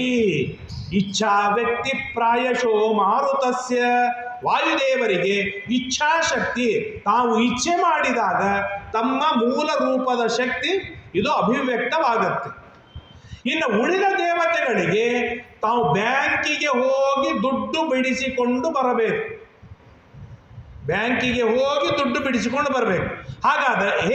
ಹಾಗಂದ್ರೆ ಏನಂತಂದ್ರೆ ತನ್ನ ಮೂಲ ರೂಪಕ್ಕೆ ಹೋಗಿ ಮೂಲ ರೂಪದ ಸ್ಮರಣೆಯನ್ನು ಮಾಡಿ ಆ ಶಕ್ತಿಯನ್ನು ಇಲ್ಲಿ ಬಳಸಿಕೊಳ್ಳಬೇಕು. ಆಗ ಮಾತ್ರ ಶಕ್ತಿ ಅಭಿವ್ಯಕ್ತವಾಗುತ್ತೆ, ಉಳಿದ ಸಮಯದಲ್ಲಿ ಅಷ್ಟು ಶಕ್ತಿ ಇರೋದಿಲ್ಲ. ಹಾಗಾಗಿ ಲಕ್ಷ್ಮಣ ತಾನು ಬಲಾಢ್ಯನಾಗಬೇಕು, ಭಾರೀ ಬಲವಂತನಾಗಬೇಕು ಅಂತಂದ್ರೆ ತನ್ನ ಮೂಲ ರೂಪದ ಸ್ಮರಣೆಯೊಂದಿಗೆ ತಾನು ಬಲಿಷ್ಠನಾಗಬೇಕೇ ಹೊರತು ತನಗೆ ಹೇಗೆ ಬೇಕು ಹಾಗೆ ಶಕ್ತಿಯನ್ನು ಬಳಸಿಕೊಳ್ಳಿಕ್ಕೆ ಬರುವುದಿಲ್ಲ ಅಂತ ಲಕ್ಷ್ಮಣ ಕೆಳಗೆ ಬಿದ್ದಾಗ ದೂರದಲ್ಲಿರುವ ಹನುಮಂತ ನೋಡಿ ಒಂದೇ ಕ್ಷಣಕ್ಕೇನೆ ರಾವಣನ ಹತ್ರ ಜಿಗಿದು ಬಂದ. ಮತ್ತೆ ಲಕ್ಷ್ಮಣನನ್ನು ಎತ್ತಿಕೊಂಡು ಹೋಗೋ ಪ್ರಯತ್ನ ಪಡಬಾರದು. ಯಾಕೆ ಅಂತಂದ್ರೆ ಆಗ ಲಕ್ಷ್ಮಣನಿಗೆ ಎಚ್ಚರಿಕೆ ಇದ್ದು ಮೂಲ ರೂಪದ ಸ್ಮರಣೆಯನ್ನು ಮಾಡಿಕೊಂಡ ತನ್ನ ಶಕ್ತಿಯನ್ನು ಬೆಳೆಸಿಕೊಂಡ, ರಾವಣನಿಗೆ ಎತ್ತಲಿಕ್ಕೆ ಆಗಲಿಲ್ಲ. ಆದರೆ ಈಗ ಲಕ್ಷ್ಮಣನಾಗಿದ್ದಾನೆ, ಅವನಿಗೆ ಎಚ್ಚರಿಕೆ ಇಲ್ಲ, ಅವನು ಮೂಲ ರೂಪಕ್ಕೆ ಹೋಗಿ ಶಕ್ತಿ ತಂದುಕೊಳ್ಳುವ ಸಾಮರ್ಥ್ಯ ಈಗಿಲ್ಲ. ಹಾಗಾದ್ರೆ ಲಕ್ಷ್ಮಣನನ್ನು ರಾವಣ ಸುಲಭ ರೀತಿಯಿಂದ ಎತ್ತಿಕೊಂಡು ಹೋಗಿಬಿಡ್ತಾನೆ. ಹಾಗಾಗ್ಲಿಕ್ಕೆ ಬಿಡಬಾರದು ಅಂತ ಹೇಳಿ ಹನುಮಂತ ಆ ಕ್ಷಣಕ್ಕೆ ಅಲ್ಲಿ ಜಿಗಿದು ಬಂದ ಹನುಮಂತ ಜೋರಾಗಿ ಒಂದು ಬೆನ್ನಾಗಿ ಹಾಕಿ ಗುದ್ದುತ್ತಾನೆ. 10 ಬಾಯಿಗಳಿಂದ, ನವರಂಧ್ರಗಳಿಂದ ವಾಂತಿಯನ್ನು, ರಕ್ತವನ್ನು ಕಾರಿಕೊಂಡು ಕುಸಿದು ಬಿಡ್ತಾನೆ ರಾವಣ. ಇದು ಹನುಮಂತ ದೇವರ ಅತ್ಯದ್ಭುತವಾಗಿರ್ತಕ್ಕಂಥ ಪರಾಕ್ರಮ. ರಾವಣ 1 ಸೆಕೆಂಡ್ ಹೀಗೆ ಮೂರ್ಛಿತನಾದ ಹಾಗೆ ಆಗಿ ಒಂದು ಸ್ವಲ್ಪ ವಿಫಲನಾದ. ಅಷ್ಟೊಳಗೆ ಸಮಯ ಸಿಕ್ಕಿತು, ಲಕ್ಷ್ಮಣನನ್ನು ಎತ್ತಿಕೊಂಡು ರಾಮನ ಬಳಿಗೆ ಕರೆದುಕೊಂಡು ಹೋಗಿಬಿಟ್ಟ. ರಾಮಾಯಣ ಹೇಳುತ್ತೆ, ಸ್ವಲ್ಪ ರಾಮ ಚಿಂತಾಕ್ರಾಂತನಾಗಿ ಕುಳಿತುಕೊಂಡ. ನಾನು ನಿನ್ನೆ ಹೇಳಿದೆ, ವಾಲ್ಮೀಕಿ ಋಷಿಗಳು ರಾಮ ಇವನೊಬ್ಬ ಸಾಮಾನ್ಯ ಮನುಷ್ಯ, ಆ ಮನುಷ್ಯರ ಧಾಟಿಯೊಳಗೇನೆ ಅವರು ತಿಳ್ತಾ ಹೋಗ್ತಾರೆ. ನಮ್ಮ ಶ್ರೀಮದ್ ಆಚಾರ್ಯರು ಅದಕ್ಕೆ ಸ್ಪಷ್ಟವಾದ ವ್ಯವಸ್ಥೆಯನ್ನು ಮಾಡಿಕೊಡ್ತಾರೆ. ರಾಮ ಅವನು ನಿಶ್ಚಿಂತ, ಅವನಿಗೆ ಯಾವ ಸಮಸ್ಯೆಗಳೂ ಇಲ್ಲ. ಹನುಮಂತನ ಪರಾಕ್ರಮವನ್ನು ತೋರಿಸಬೇಕಾಗಿದೆ. ಹಾಗಾಗಿ ಮತ್ತೇನು ಮಾಡಬೇಕು ಅಂತ ನೋಡಿದಾಗ ಆ ಜಾಂಬುವಂತ ಸುಷೇಣ ಇಬ್ಬರು ಬಂದು ಹೇಳ್ತಾರೆ, ಇಲ್ಲ, ಆ ಗಂಧಮಾದನ ಬೆಟ್ಟದ ಏನಂತಾರೆ ಮೃತ ಸಂಜೀವಿನಿ ಔಷಧ ಬೇಕು. ಹೆಂಗಾಗಲಿಕ್ಕಿಲ್ಲ ಯಜಮಾನನಿಗೆ. ನಿನ್ನಿನ ತಂದಿದ್ದು ಇಟ್ಕೊಳ್ಳಿಕ್ಕೆ ಬರುವುದಿಲ್ಲ. ಆದರೆ ನಮಗೆಲ್ಲ ಆ ಸಮಸ್ಯೆ. ಯಾಕೆಂತಂದ್ರೆ ಮತ್ತು ಇವತ್ತು ತರಬೇಕಂದ್ರೆ ಅಷ್ಟು ದೂರ ಹೋಗಿ ತರೋದ್ರೊಳಗೆ ಇವನು ಬದುಕ್ತಾನೋ ಉಳಿತಾನೋ ಏನ. ಇಲ್ಲಿ ಹನುಮಂತನಿದ್ದಾನೆ, ಹಾಗಾಗಿ ರಾಮನಿಗೆ ಯಾವ ಚಿಂತೆ ಇಲ್ಲ. ಹನುಮಂತನ ಮುಖವನ್ನು ನೋಡುವುದರೊಳಗೇನೆ ಹನುಮಂತ ಯಥಾ ಪ್ರಕಾರ ಒಂದೇ ಕ್ಷಣದೊಳಗೇನೆ ಮತ್ತೆ ಅಲ್ಲಿಗೆ ಹೋಗ್ತಾನೆ. ಸಬುದ್ಭವರ್ಘಾತ ಜತಾಂಸ ರಾಘವೋ ದಿದೇಶ ಚ ಪ್ರಾಣ ವರಾತ್ಮಜಂ ಪುನಃ ಪ್ರಭು ಸಮಾನೇತ ಮಥೋ ವರೌಷಧಿ ಸಚಾನಿನಾಯಾಶು ಗಿರಿಂ ಪುನಸ್ತಂ. ಪುನಃ ಆ ಸಂಜೀವಿನಿ ಬೆಟ್ಟವನ್ನು ಹನುಮಂತ ದೇವರು ಎತ್ತಿಕೊಂಡು ಬರ್ತಾರೆ. ತದ್ಗಂಧ ಮಾತ್ರೇಣ ಸಮುತ್ಥಿತೋಸೋ, ಅದರ ಗಂಧ ಮಾತ್ರದಿಂದಲೇನೆ ಲಕ್ಷ್ಮಣ ತಾನು ಎಚ್ಚೆತ್ತುಕೊಂಡ, ಎದ್ದ. ಆಗ ನನಂದ ಸಂತೋಷವಾಯಿತು. ಆಶ್ಲಿಷ್ಯ ಗಟ್ಟಿಯಾಗಿ ಬಿಗಿದಪ್ಪಿಕೊಂಡ ಅಗಣ್ಯ ಗುಣಾರ್ಣವನಾಗಿರ್ತಕ್ಕಂಥ ರಾಮ ಆನಂದವನ್ನು ಪರಿಪೂರ್ಣವಾಗಿ ಅಭಿವ್ಯಕ್ತಗೊಳಿಸಿದ. ಪ್ರಾಕ್ಷಿಪತ್ತಂ ಗಿರಿವರಂ ಲಂಕಾಸ್ತ ಸನ್, ಲಂಕೆಯಲ್ಲಿ ಇದ್ದೇನೆ ಆ ಬೆಟ್ಟವನ್ನು ಮತ್ತೆ ತಿರುಗಿ ಬಿಸಾಡಿದ. ಯತ್ರಾಸೋ ಪೂರ್ವ ಸಂಸ್ಥಿತ, ಆ ಹನುಮಂತ ದೇವರ ಬಾಹು ಬಲದಿಂದ ಹೇಗಿತ್ತು ಹಾಗೆ ಹೋಗಿ ಅದು ಕುಳಿತುಕೊಂಡಿತು. ಇಷ್ಟಾಗ್ತಾ ಇರುವಾಗ ಮುಂದೆ ಹೇಳ್ತಾರೆ, ಮೃತಾಶ್ಚಯೇ ಪ್ಲವಂಗಾಸ್ತು ತದ್ಗಂಧಾತ್ಯೇಪಿ ಜೀವಿತಾ. ಆ ಗಂಧದ ಪ್ರಭಾವದಿಂದ ಎಷ್ಟು ಜನ ರಾವಣನಿಂದ ಪುನಃ ಸತ್ತೋಗಿದ್ರು. ಆ ಎಲ್ಲ ಕಪಿಗಳನ್ನು ಕೂಡ ರಾಮದೇವರು ಪುನಃ ಬದುಕಿಸ್ತಾರೆ ಆ ಗಂಧದ ಪ್ರಭಾವದಿಂದ. ಅಷ್ಟೇ ಅಲ್ಲ, ವಾನರಾಹ ನಿರುಜೋ ಅಭವನ್, ಯಾರಿಗೆಲ್ಲ ಆ ಇಂದ್ರಜಿತ್ತು ರಾವಣ ಬಿಟ್ಟಂತ ಆಯುಧಗಳಿಂದ ಕೈಕಾಲುಗಳು ಹೋಗಿವೆ, ಮುಖಗಳು ಸುಟ್ಟು ಹೋಗಿದೆ, ಅವು ಎಲ್ಲವೂ ಕೂಡ ಮೊದಲಿನಂತೆ ಆಯಿತು. ಮತ್ತೆ ಕಪಿಗಳದ್ದು ಏನಾಯ್ತು ಅವಸ್ಥೆ, ರಾಕ್ಷಸರದೇ ಅವಸ್ಥೆ ಏನಾಯ್ತು ಅಂತಂದ್ರೆ, ನಿನ್ನೆ ಕಥೆ ಹೇಳಿದ್ದೆ, ಇವತ್ತು ಶ್ಲೋಕ ಹೇಳ್ತೇನೆ. ರಾಮಾಜ್ಞೆಯೈವ ರಕ್ಷಾಂಸಿ ಹರಯೋ ಅಬ್ಧ ಅಕ್ಷಿಪನ್. ರಾಮದೇವರ ಆಜ್ಞೆ ಮಾಡಿದ್ದ ಈ ಎಲ್ಲ ರಾಕ್ಷಸರೇನಿದ್ದಾರೆ ಸತ್ತ ರಾಕ್ಷಸರನ್ನು ಸಮುದ್ರದಲ್ಲಿ ಬಿಸಾಡಿ ಅಂತ ಹೇಳಿ ಅವರೆಲ್ಲರೂ ಸಮುದ್ರ ಪಾಲಾಗಿ ಹೋಗಿದ್ದರು. ಕಪಿಗಳ ಶರೀರಗಳು ಉಳಿದಿತ್ತು. ಆದ್ರಿಂದಾಗಿ ಎಲ್ಲ ಕಪಿಗಳನ್ನು ತಾನು ಬದುಕಿಸಿದ. ರಾಮನನ್ನು ನಂಬುವ ಹೊಣೆಗಾರಿಕೆ ಜವಾಬ್ದಾರಿ ನಮ್ಮದು, ನಮ್ಮ ಹೆಗಲ ಮೇಲಿದೆ. ಅದು ಇನ್ನೆಲ್ಲಿ ಬೇರೆ ಆಪ್ಷನ್ ಇಲ್ಲ. ರಾಮನನ್ನು ನಂಬಿದ ಮೇಲೆ 10 ಅವತಾರಗಳನ್ನೆಲ್ಲ 1000 ಅವತಾರಗಳನ್ನಾದರೂ ತಾಳಿ ನಮ್ಮನ್ನು ರಕ್ಷಣೆಯನ್ನು ಮಾಡುವ ಹೊಣೆಗಾರಿಕೆ ಅವನದಾಗಿದೆ. ಗಟ್ಟಿಯಾಗಿ ನಂಬಬೇಕು, ದೃಢವಾದ ಭಕ್ತಿಯನ್ನು ಮಾಡಬೇಕು, ದಿವ್ಯವಾದ ಗುಣಗಳನ್ನು ಅಭಿವ್ಯಕ್ತಪಡಿಸಬೇಕು. ರಾಮ, ನೀನು ನಮ್ಮನ್ನು ರಕ್ಷಣೆಯನ್ನು ಮಾಡಬೇಕು, ಮಾಡ್ತೀಯ, ಮುಗಿದದು. ಈ ಅಪಾರ ಮಟ್ಟದ ವಿಶ್ವಾಸ, ಪೂರ್ಣ ಮಟ್ಟದ ಭರವಸೆ ಏನಿದೆಯಲ್ಲ, ಇದು ಸಾಕಷ್ಟು ಜೀವನದೊಳಗೆ ನಮಗೆ ಜಯವನ್ನು ತಂದುಕೊಡುತ್ತೆ. ಅನೇಕ ಸೋಲುಗಳಿಂದ ನಮ್ಮನ್ನು ಪಾರು ಮಾಡುತ್ತೆ.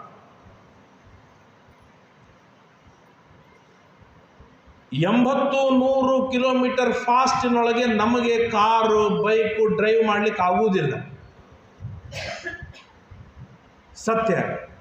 ಆದರೆ ನನ್ನ ಪಕ್ಕದೊಳಗೆ ಕೂತ ಡ್ರೈವರ್ ಮೇಲೆ ನನಗೆ ವಿಶ್ವಾಸವಿರ್ತದೆ. ಅವನು 100 ಮೇಲೆ ಹೊಡೆದ್ರು ಕೂಡ ನಾನು ಸೇಫ್ ಆಗಿ ಮುಡ್ತೇನೆ ಅಂತ ಹೇಳಿದ್ದು ಆ ಭರವಸೆ ಮೇಲೆ ಆರಾಮಾಗಿ ನಾನು ಮಲಗಿರ್ತೇನೆ, ಎಚ್ಚರ ತಪ್ಪಿ ಮಲಗಿರ್ತೇನೆ.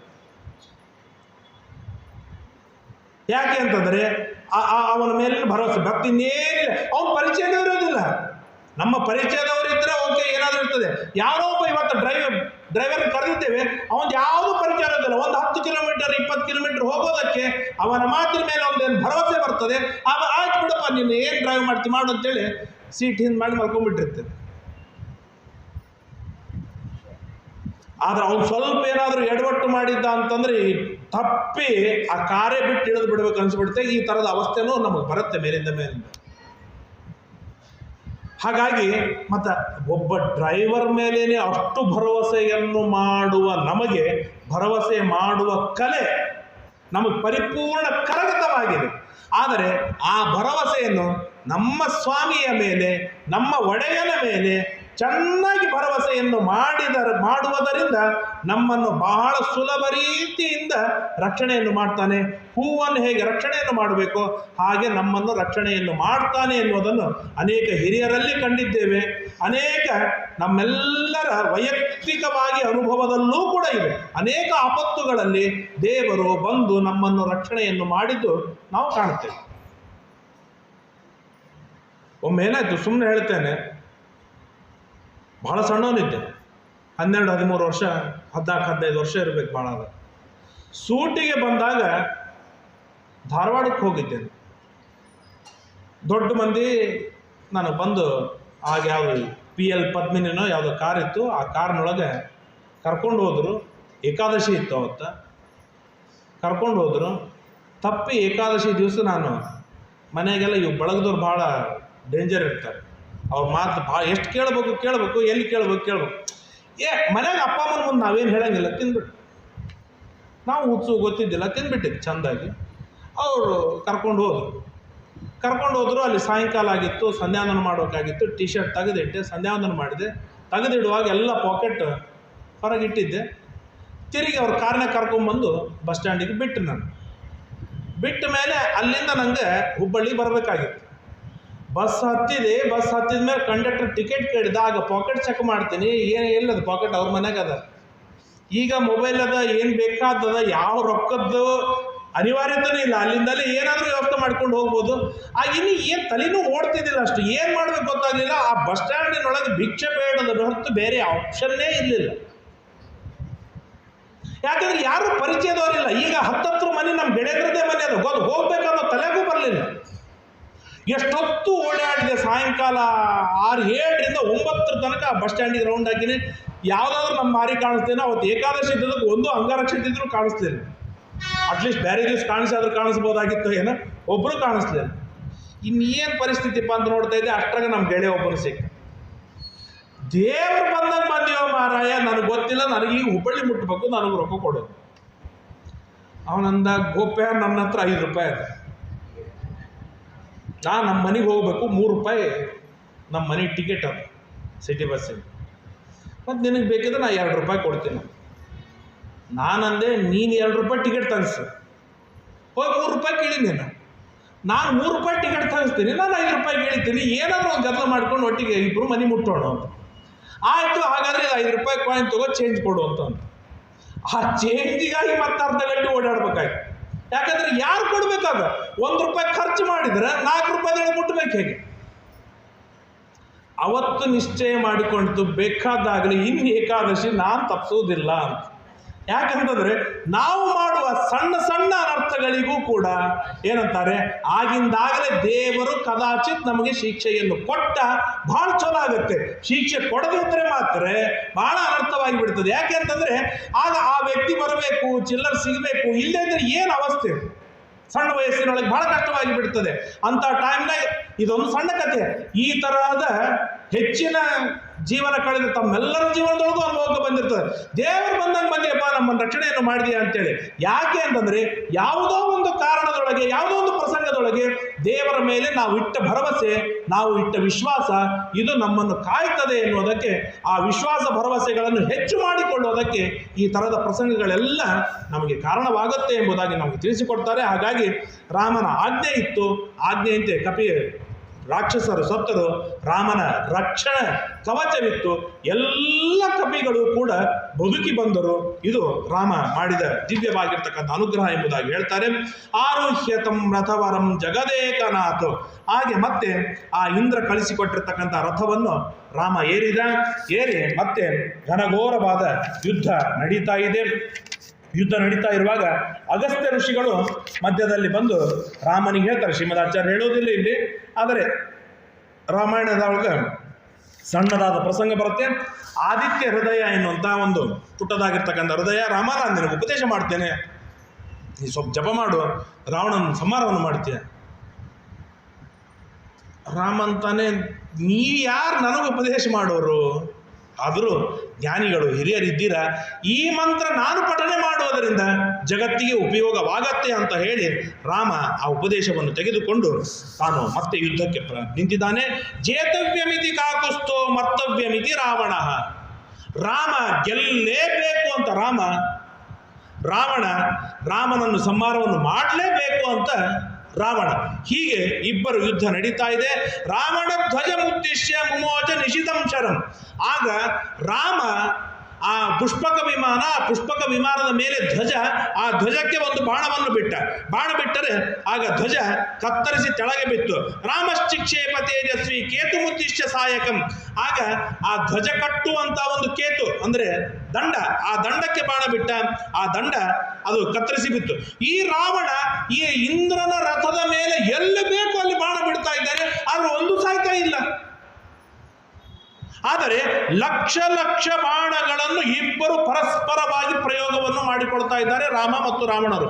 ಆಗ ಮಹಾಭಾರತ ಭಾರೀ ಉದ್ಗಾರವನ್ನು ತೆಗೆಯುತ್ತೆ. ಏನು ಅಂತಂದ್ರೆ, ಗಗನಂ ಗಗನಾಕಾರಂ. ಏ ಆಕಾಶ, ಹೆಂಗದ ಆಕಾಶ? ಬೇರೆ ಆಪ್ಷನ್ ಇಲ್ಲ, ಆಕಾಶ ಇದ್ದಂಗೆ ಅದ ಅಂತ ಹೇಳಬೇಕು. ಬೇರೆ ಆಪ್ಷನ್ ಇಲ್ಲ. ಕಂಬ ಇದ್ದಂಗೆ ಅದಂತ ಹೇಳಿದ್ರೆ ಗಾಡಿ ಇದ್ದಂಗೆ ಅದಂತ ಹೇಳ್ತೀವಿ. ಆಕಾಶ ಅಂತಂದ್ರೆ ಅದಕ್ಕೆ ದೃಷ್ಟಾಂತ ಆಕಾಶನೇ. ಗಗನಂ ಗಗನಾಕಾರಂ. ಸಾಗರ ಸಾಗರೋಪಮಃ. ಅದ್ಭುತವಾಗಿರ್ತಕ್ಕಂಥ ಸಾಗರನ ಇದು ಸಮುದ್ರ ನೋಡಲಿ ಅಂತ್ಯವಿಲ್ಲ, ಆರಂಭವಿಲ್ಲ, ಏನಿಲ್ಲೇ ಇಲ್ಲ, ಎಂತ ವಿಶಾಲವಾಗಿದೆ. ಹೆಂಗಿರ್ತದ್ರಿ? ಸಮುದ್ರ ಇದ್ದಂಗೆ ಇರ್ತದೆ ಹೊರತು ಬೇರೆ ಇನ್ನೇನು ಹೇಳಲಿಕ್ಕೆ ಸಾಧ್ಯವಿಲ್ಲ ಅದಕ್ಕೆ. ಹಾಗೆ ರಾಮರಾವಣಯೋರ್ ಯುದ್ಧಂ, ರಾಮರಾವಣರ ಘನಘೋರವಾಗಿರ್ತಕ್ಕಂಥ ಯುದ್ಧ ಹೇಗೆ ನಡೀತಾ ಇದೆ ಅಂತಂದ್ರೆ ಹೇಗೆ ಹೇಳೋದು? ರಾಮರಾವಣರ ಯುದ್ಧದಂತೆಯೇ ನಡೀತಾ ಇದೆ ಎಂಬುದಾಗಿ ಹೇಳಬೇಕು ಅಂತ ಉದ್ಗಾರವನ್ನು ಯಾರು ವಾಲ್ಮೀಕಿ ಋಷಿಗಳು ತಾವು ತೆಗಿತಾರೆ. ಭಾರೀ ಯುದ್ಧ ನಡೀತಾ ಇದೆ. ಯುದ್ಧ ರಾವಣಸ್ಯ ತಥೋ ರಾಮ ಧನುರ್ಮುಕ್ತೈಶ್ಚಿತೈಶ್ಚರೈ ಚತುರ್ಭಿಶ್ಚತುರೋ ದೀಪ್ತಾನ್ ಹಯಾನ್ ಪ್ರತ್ಯಸರ್ಪಯತ. 4 ಬಾಣಗಳನ್ನು, 8 ಬಾಣಗಳನ್ನು, 20 ಬಾಣಗಳನ್ನು, 20, 30, 60, ಶತಶ, 100,000 ಹೀಗೆ ಲೆಕ್ಕವಿಲ್ಲದಷ್ಟು ಬಾಣಗಳ ಪ್ರಯೋಗ ಅಲ್ಲಿ ನಡೀತಾ ಇದೆ. ಬಾಣಗಳ ಪ್ರಯೋಗ ನಡೀತಾ ಇರುವಾಗ ರಾಮ ಬ್ರಹ್ಮದೇವರ ಮಾತಿಗೆ ವರ ಕೊಟ್ಟಿದ್ದೇನೆ, ಇನ್ನು ಇವನನ್ನು ಸಂಹಾರವನ್ನು ಮಾಡಬೇಕು ಅಂತ ನಿಶ್ಚಯವನ್ನು ಮಾಡಿಕೊಂಡು ಒಂದು ಬಾಣವನ್ನು ಬಿಟ್ಟು ರಾವಣನ ತಲೆ ಕತ್ತರಿಸಿದರೆ ಒಂದೇ ತಚ್ಚಿರಪತಿ ತಂಭೂಮೋ. ಆ ತಲೆ ಕೆಳಗೆ ಬಿದ್ದಿದ್ದು ನೋಡ್ತಾ ಇದ್ದಾರೆ ಎಲ್ಲರೂ.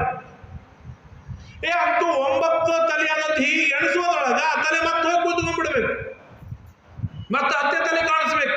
ಹೀಗೆ 2 ಬಾಣಗಳನ್ನು ಬಿಟ್ಟು 2 ತಲೆ ಕತ್ತರಿಸಿದ, ಅವು 2 ತಿರುಗಿ ಬಂತು. 4 ಬಾಣಗಳನ್ನು ಬಿಟ್ಟು 4 ಕತ್ತರಿಸಿದ, ಅವು 4 ತಿರುಗಿ ಬಂದು ಕೂತ್ಕೊಂಡು ಕೊನೆಗೆ 10 ಬಾಣಗಳನ್ನು ಬಿಟ್ಟು 10 ತಲೆಗಳನ್ನು ಕತ್ತರಿಸಿದರೂ ಕೂಡ ಆ 10 ತಲೆಗಳು ಪುನಃ ಬಂದು ಸೇರಿಸಿಕೊಂಡಿತು. ಇಷ್ಟು ವಿಚಾರವನ್ನು ಮಾಡಿದಾಗ ದ್ವಿತೀಯಂ ರಾವಣಶ್ಚಿನ್ನಂ ಸಂಯತಿ ಸಾಯಕೈ ಚಿನ್ನ ಮಾತ್ರಂಚ ತಚ್ಚೀರ್ಷಂ ಪುನರೇವ ಪ್ರದೃಶ್ಯತೆ ಏವಮೇವ ಶತಂ ಚಿನ್ನಂ. ಹೀಗೆ ಎಷ್ಟು ತಲೆಗಳನ್ನು ಕತ್ತರಿಸಿದ ರಾಮ ಅಂತಂದ್ರೆ ರಾಮಾಯಣ ಹೇಳುತ್ತೆ 100 ತಲೆಗಳನ್ನು ಕತ್ತರಿಸಿ ಹಾಕಿದ. ಅಲ್ಲ, ಇರುವೆ 10 ತಲೆ 100 ಹೇಗಾಗುತ್ತೆ ಅಂತಂದ್ರೆ ಆ 10 ತಲೆಯಲ್ಲಿ 10 ಬಾರಿ ಕತ್ತರಿಸಿದ, 10 ಬಾರಿಯೂ ಕೂಡ ಆ ತಲೆ ಪುನಃ ಬಂದು ಸೇರಿಕೊಂಡಿತು.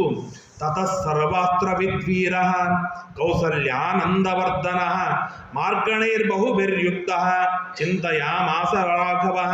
ಆಗ ಸ್ವಲ್ಪ ಹೊತ್ತು ಚಿಂತೆಯನ್ನು ಮಾಡಿದ. ಅಜಾನನ್ನಿವ ಕಿಂ ವೀರ ತ್ವಮೇವ ಅನುವರ್ತತೆ ಮಾತಲಿ ರಾಘವಂ ತದಾ. ಆಗ ಸಾರಥಿಯ ಜವಾಬ್ದಾರಿಗಳು ಯಾವಾಗ ರಥಿಕ ಸ್ವಲ್ಪ ಡಿಸ್ಟರ್ಬ್ ಆಗಿದ್ದಾನೆ ಅಂತ ಗೊತ್ತಾಗತ್ತೆ, ಆಗೆಲ್ಲ ಮಾರ್ಗದರ್ಶನವನ್ನು ಮಾಡುವ ದೊಡ್ಡ ಹೊಣೆಗಾರಿಕೆ ಸಾರಥಿಯದು. ಹಾಗಾಗಿ ರಥಿಕನ ಜವಾಬ್ದಾರಿ ಸಾರಥಿಯನ್ನು ಉಳಿಸಿಕೊಳ್ಳಬೇಕು. ಎಲ್ಲಿ ಸಾರಥಿಯ ಮಾತು ಕೇಳುವುದಿಲ್ಲ ಅಲ್ಲಿ ಅನರ್ಥ ಕಟ್ಟಿಟ್ಟದ್ದು ಇರುತ್ತೆ. ಕರ್ಣ ಅರ್ಜುನನಿಗೆ ಬಾಣ ಹೂಡಿದ್ದ. ಎಲ್ಲಿ ಬಾಣ ಹೂಡಿದ್ದ? ಸರಿಯಾಗಿ ತಲೆಗೆ ಬಿಟ್ಟು ಅರ್ಜುನನ ತಲೆ ಸೀಳಿ ಹಾಕಬೇಕು ಅಂತ ಸರ್ಪಾಸ್ತ್ರದಿಂದ ಯುಕ್ತವಾದ ಬ್ರಹ್ಮಾಸ್ತ್ರವನ್ನು ಪ್ರಯೋಗ ಮಾಡಿ ಅದನ್ನು ಹೂಡಿದ್ದ. ಈ ಸಾರಥಿ ಎಷ್ಟು ಚಾಲು ಇರಬೇಕು ಅಂತಂದ್ರೆ ಇವನು ಎಲ್ಲಿ ಬಾಣ ಹೇಗೆ ಹೂಡಿದಾನೆ ಅಂತ ಗೊತ್ತಾಗೋದಿಲ್ಲ. ಯಾಕಂದ್ರೆ ಅವನ ಮುಖದಲ್ಲೇ ಮುಖ ಮಾಡಿಯೇ ತೆಳಗೆ ಕೂತಿರ್ತಾನೆ. ಅಷ್ಟರೊಳಗೇನೆ ಗುರುತಿಸಿದ. ಅವನು ಹೇಳ್ತಾನೆ, ಸಾರಥಿ ಆಗ ಇದ್ದ ಯಾರು? ಶಲ್ಯ ಇದ್ದ. ಆ ಶಲ್ಯ ಹೇಳ್ತಾನೆ, ಓಯ್ ಕರ್ಣ, ನೀನು ಬಾಣ ಹೂಡಿದ್ದು ಸರಿಯಾದ ಗುರಿ ಅಲ್ಲ, ತಲೆಗೆ ಗುರಿ ಹೂಡುವುದಲ್ಲ, ಎದೆಗೆ ಹೂಡು ನೀನು ಅಂತ ಹೇಳಿ ಚೆನ್ನಾಗಿ ಪ್ರಬೋಧನೆಯನ್ನು ಮಾಡಿದ. ಅವನಂತಾನೆ, ನಾನ್ ಬಿಟ್ಟ ಬಾಣ, ನಾನಿಟ್ಟ ಗುರಿ ಇದು ಯಾವ ಕಾರಣಕ್ಕೂ ತಪ್ಪುವುದಿಲ್ಲ. ಆ ಕಾನ್ಫಿಡೆಂಟ್ ಅವನಿಗೆ, ಓವರ್ ಕಾನ್ಫಿಡೆಂಟ್ ಅವನಿಗೆ.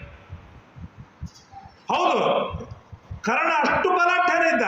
ಆದರೆ ಅಲ್ಲಿ ಯೋಗೇಶ್ವರ ಉಪಾಯಗಳ ಸ್ವಾಮಿಯಾದ ದೇವರಿದ್ದಾನೆ ಅನ್ನೋ ಪರಿಕಲ್ಪನೆಯೂ ಅವನಿಗೆ ಇರಬೇಕಾಗಿತ್ತು. ಅವನಂದ ಆಯ್ತು ಬಿಡು ಅಂತಂದ. ಆ ಬಾಣ ಬಿಟ್ಟರೆ ದೇವ ಬಹಳ ಬುದ್ಧಿವಂತ, ರಥವನ್ನು ಕೆಳಗೆ ತಳ್ಳಿದ. ಅವನ ಅರ್ಜುನನ ಕಿರೀಟ ಮಾತ್ರ ಹೋಯಿತು. ಅರ್ಜುನ ತಾನು ಬದುಕಿದ, ಉಳಿದ, ಅವನು ಸಂರಕ್ಷಿತನಾದ. ಹೀಗೆ ಸಾರಥಿಯ ಮಾತು ಕೇಳದಿದ್ದರೆ ಆಗುವ ಅನರ್ಥಗಳು. ಹಾಗಾಗಿ ಈ ಸಾರಥಿ ಚೆನ್ನಾಗಿ ಉಪದೇಶವನ್ನು ಮಾಡ್ತಾನೆ. ರಾಮ, ನಿನಗೆ ಗೊತ್ತಿಲ್ಲ ಅಂತ ಏನಿಲ್ಲ ಇಲ್ಲ, ಆದರೂ ನಾನು ಒಂದು ಮಾತು ಹೇಳ್ತೇನೆ, ಅನೇಕ ಯುದ್ಧಗಳಲ್ಲಿ ನಾನು ಭಾಗಿಯಾಗಿದ್ದೇನೆ, ದೈತ್ಯರ ಯುದ್ಧಗಳಲ್ಲಿ. ಅಲ್ಲಿ ಇಂದ್ರ ಹೇಗೆ ಎಲ್ಲ ಯುದ್ಧವನ್ನು ಮಾಡಿದ್ದಾನೆ ಅದು ನನಗೆ ಗೊತ್ತಿದೆ. ಆದ್ದರಿಂದಾಗಿ ಬ್ರಹ್ಮದತ್ತಂ ಮಹಬ್ಬಾಣಂ, ಬ್ರಹ್ಮದೇವರು ಕೊಟ್ಟ ಏನು ದಿವ್ಯವಾದ ಬಾಣ ನಿನ್ನ ಹತ್ರ ಇದೆಯಲ್ಲ, ಆ ಬಾಣದ ಪ್ರಯೋಗವನ್ನು ಮಾಡು. ಅಂದರೆ ಸಾರಥಿ ಅವರೆಲ್ಲ ಪ್ಲ್ಯಾನ್ ಮಾಡ್ಕೊಂಡಿರ್ತಾರೆ. ಎಷ್ಟು ಪ್ಲ್ಯಾನ್ ಅಂತಂದರೆ, ಇವತ್ತು ಎಷ್ಟು ಬಾಣಗಳನ್ನು ಬಿಡಬೇಕು, ಯಾವ ಯಾವ ಅಸ್ತ್ರಗಳನ್ನು ಪ್ರಯೋಗ ಮಾಡಬೇಕು, ಯಾರ ಮೇಲೆ ಬಿಡಬೇಕು, ಹೇಗೆ ಬಿಡಬೇಕು, ಏನು ಮಾಡಬೇಕು, ಎಲ್ಲ ಪ್ಲ್ಯಾನ್ಡ್ ಆಗಿ ಯುದ್ಧಕ್ಕೆ ಬರ್ತಾರೆ. ಯಾವುದು ಅನ್ಪ್ಲ್ಯಾನ್ ಆಗಿ ಯುದ್ಧಕ್ಕೆ ಬರೋದಿಲ್ಲ. ಯಾಕೆ? ರಾಮ ಇದ್ದ, ಅರ್ಜುನ ಇದ್ದ, ಭಾಳ ಸಮಸ್ಯೆ ಇಲ್ಲ. ಅವರ ಬತ್ತಳಿಕೆ ಅಕ್ಷಯ ತೂಣೀರ, ಅವು ಖಾಲಿ ಆಗುವುದಿಲ್ಲ. ಆದರೆ ಉಳಿದವರಿಗೆ ಏನು ಸಮಸ್ಯೆ ಅಂತಂದ್ರೆ, ಬಾಣಗಳೇ ಖಾಲಿ ಆದ್ಮೇಲೆ ಅವನೇನು ಬಿಲ್ ತೆಗೆದುಕೊಂಡು ಏನು ಮಾಡಬೇಕು ಅವನು? ಹಾಗಾದರೆ ನಮ್ಮ 8 ತಾಸು ಯುದ್ಧ ಅಂದ ಮೇಲೆ ಇಷ್ಟು ಬಾಣಗಳನ್ನು ಪ್ರಯೋಗ ಮಾಡಬೇಕು. ಇಷ್ಟೊತ್ತು ಗದಾ ಯುದ್ಧ, ಇಷ್ಟೊತ್ತು ಈಟಿಯಿಂದ, ಇಷ್ಟೊತ್ತು ಭರ್ಚಿಯಿಂದ, ಇಷ್ಟೊತ್ತು ಈ ಆಯುಧದಿಂದ, ಇಷ್ಟೊತ್ತು ಇದರಿಂದ ಅಂತ ಎಲ್ಲ ಸೆಟ್ಟು ಮಾಡಿಕೊಂಡು ಬಂದಿರಬೇಕು. ಇವರಿವರ ಮೇಲೆ ಈ ಅಸ್ತ್ರಗಳನ್ನು ಪ್ರಯೋಗ ಮಾಡಬೇಕು ಅನ್ನೋದು. ಹಾಗಾಗಿ ಆ ಯುದ್ಧದ ಅವತ್ತಿನ ದಿನದ ಏನೆಲ್ಲ ಪ್ಲಾನ್ ಇದೆ, ಆ ಎಲ್ಲ ಪ್ಲಾನ್ ಸಾರಥಿಗೂ ಗೊತ್ತಿರಬೇಕು. ಇದರ ಜೊತೆಗೆ ಎದುರಿನ ವ್ಯಕ್ತಿ ಇವನೇನೋ ಅಸ್ತ್ರಗಳನ್ನು ಪ್ರಯೋಗ ಮಾಡೋದ್ರೊಳಗೆ, ಬಾಣಗಳನ್ನು ಬಿಡೋದ್ರೊಳಗೆ ಮಶೂರಾಗಿದ್ದಾನೆ, ಬಾಣಗಳನ್ನು ಬಿಡ್ತಾ ಇದ್ದಾನೆ. ಅವನು ಯಾವುದೋ ಒಂದು ಅಭಿಮಂತ್ರಣ ಮಾಡ್ತಾ ಇದ್ದಾನೆ. ಎಷ್ಟು ದೂರದಲ್ಲಿದ್ದಾನೆ ಅವನ ಎದುರಿನ ವ್ಯಕ್ತಿ? ಇಷ್ಟು ದೂರದೊಳಗಿಲ್ಲ, ಅವನು ಮಿನಿಮಮ್ 100-200 ಮೀಟರ್ ದೂರದೊಳಗಿಂದ ಅವನು ಯುದ್ಧ ಮಾಡ್ತಾ ಇದ್ದಾನೆ. ಹಾಗಾದರೆ ಅವನು ಯಾವ ಮಂತ್ರವನ್ನು ಅಭಿಮಂತ್ರಣ ಮಾಡ್ತಾ ಇದ್ದಾನೆ ಅನ್ನೋದನ್ನು ಲಿಪ್ ವರ್ಕ್ ಮೇಲೆ ತಿಳ್ಕೋಬೇಕು. ಇವನು ಸಾರಥಿ ಅಗ್ನೇಸ್ತ್ರ ಪ್ರಯೋಗ ಮಾಡ್ತಾ ಇದ್ದಾನೆ, ಅದಕ್ಕೆ ಸರಿಯಾಗಿ ನೀ ಪ್ರಯೋಗವನ್ನು ಮಾಡು. ಇಷ್ಟೆಲ್ಲ ಕಡೆಗೂ ಲಕ್ಷ್ಯವನ್ನು ಇಟ್ಟುಕೊಂಡು ಆ ಯುದ್ಧದೊಳಗೆ ತಾವು ತೊಡಗಬೇಕು, ಯುದ್ಧವನ್ನು ಆಡಬೇಕು. ಆ ನಿಟ್ಟಿನೊಳಗೆ ಅವನು ಸಾರಥಿ ಹೇಳ್ತಾನೆ, ದತ್ತಂ ಸುರಪತಿ ಪೂರ್ವಂ ತ್ರಿಲೋಕ ಜಯಕಾಂಕ್ಷಿಣ ಯಸ್ಯ ವಾಜೇಶು ಪವನಃ ಫಲೇ ಪಾವಕ ಭಾಸ್ಕರು. ಆ ಬ್ರಹ್ಮದತ್ತ ಆ ಇಂದ್ರನಿಗೆ ಕೊಟ್ಟಂತಹ ದಿವ್ಯವಾಗಿರ್ತಕ್ಕಂಥ ಅಸ್ತ್ರ, ಆದ್ದರಿಂದಾಗಿ ಆ ಅಸ್ತ್ರವನ್ನು ಪ್ರಯೋಗವನ್ನು ಮಾಡು ಅಂತ ಹೇಳಿದಾಗ ರಾಮ ಆ ಮಾತನಿಗೂ ಒಂದು ಗೌರವವನ್ನು ಕೊಡುವುದಕ್ಕಾಗಿ ಆ ಅಸ್ತ್ರವನ್ನು ತೆಗೆದುಕೊಂಡು ದ್ವಿಷತಾಂ ಕೀರ್ತಿಹರಣಂ, ರಾಮ ಚೆನ್ನಾಗಿ ಅಭಿಮಂತ್ರಣವನ್ನು ಮಾಡ್ತಾನೆ. ಏನು ಅಭಿಮಂತ್ರಣ ಅಂತಂದ್ರೆ, ಮಂತ್ರ ಪಠನೆ ಮಾಡುವುದಿಲ್ಲ. ರಾಮ, ಹನುಮಂತ, ಭೀಮಸೇನ ದೇವರು ಮಂತ್ರಗಳ ಪಠನೆ ಮಾಡುವುದಿಲ್ಲ.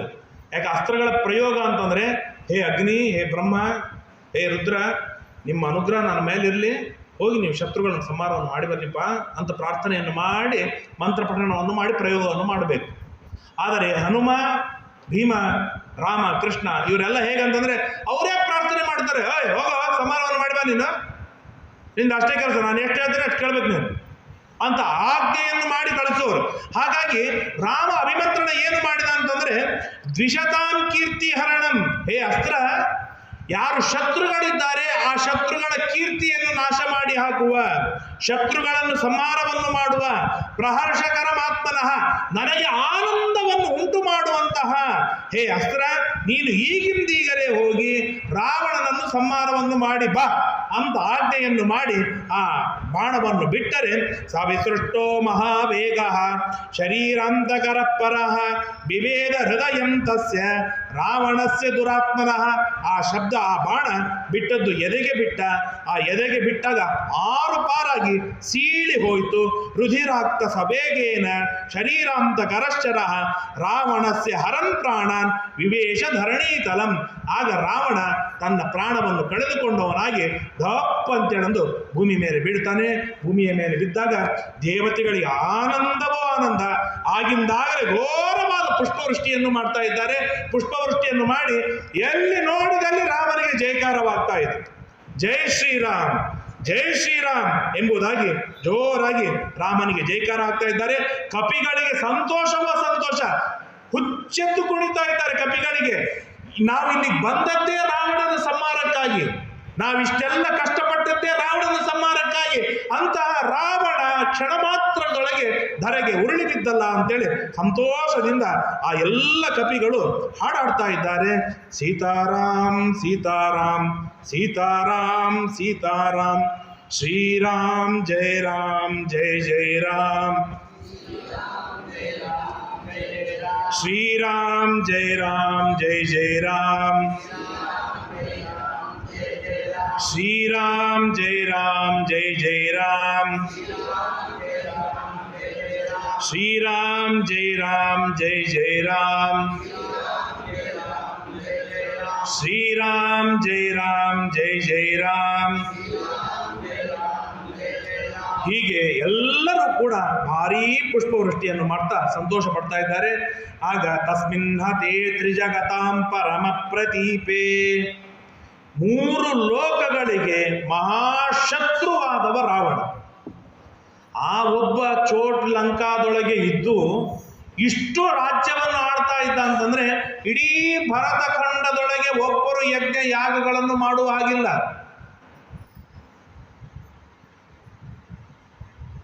ದಾನ ಧರ್ಮಗಳನ್ನು ಮಾಡುವ ಹಾಗಿಲ್ಲ, ತಪಸ್ಸು ಮಾಡುವ ಹಾಗಿಲ್ಲ.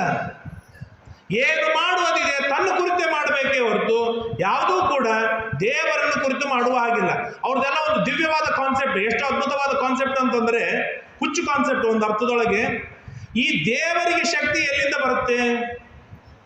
ಈ ಬ್ರಾಹ್ಮಣರು ಕೊಡುವ ಆಹುತಿ, ಬ್ರಾಹ್ಮಣರು ಮಾಡುವ ತಪಸ್ಸು, ಬ್ರಾಹ್ಮಣರು ಮಾಡುವ ಅನ್ನದಾನ, ಇವುಗಳಿಂದ ದೇವರಿಗೆ ಶಕ್ತಿ ಬರುತ್ತೆ.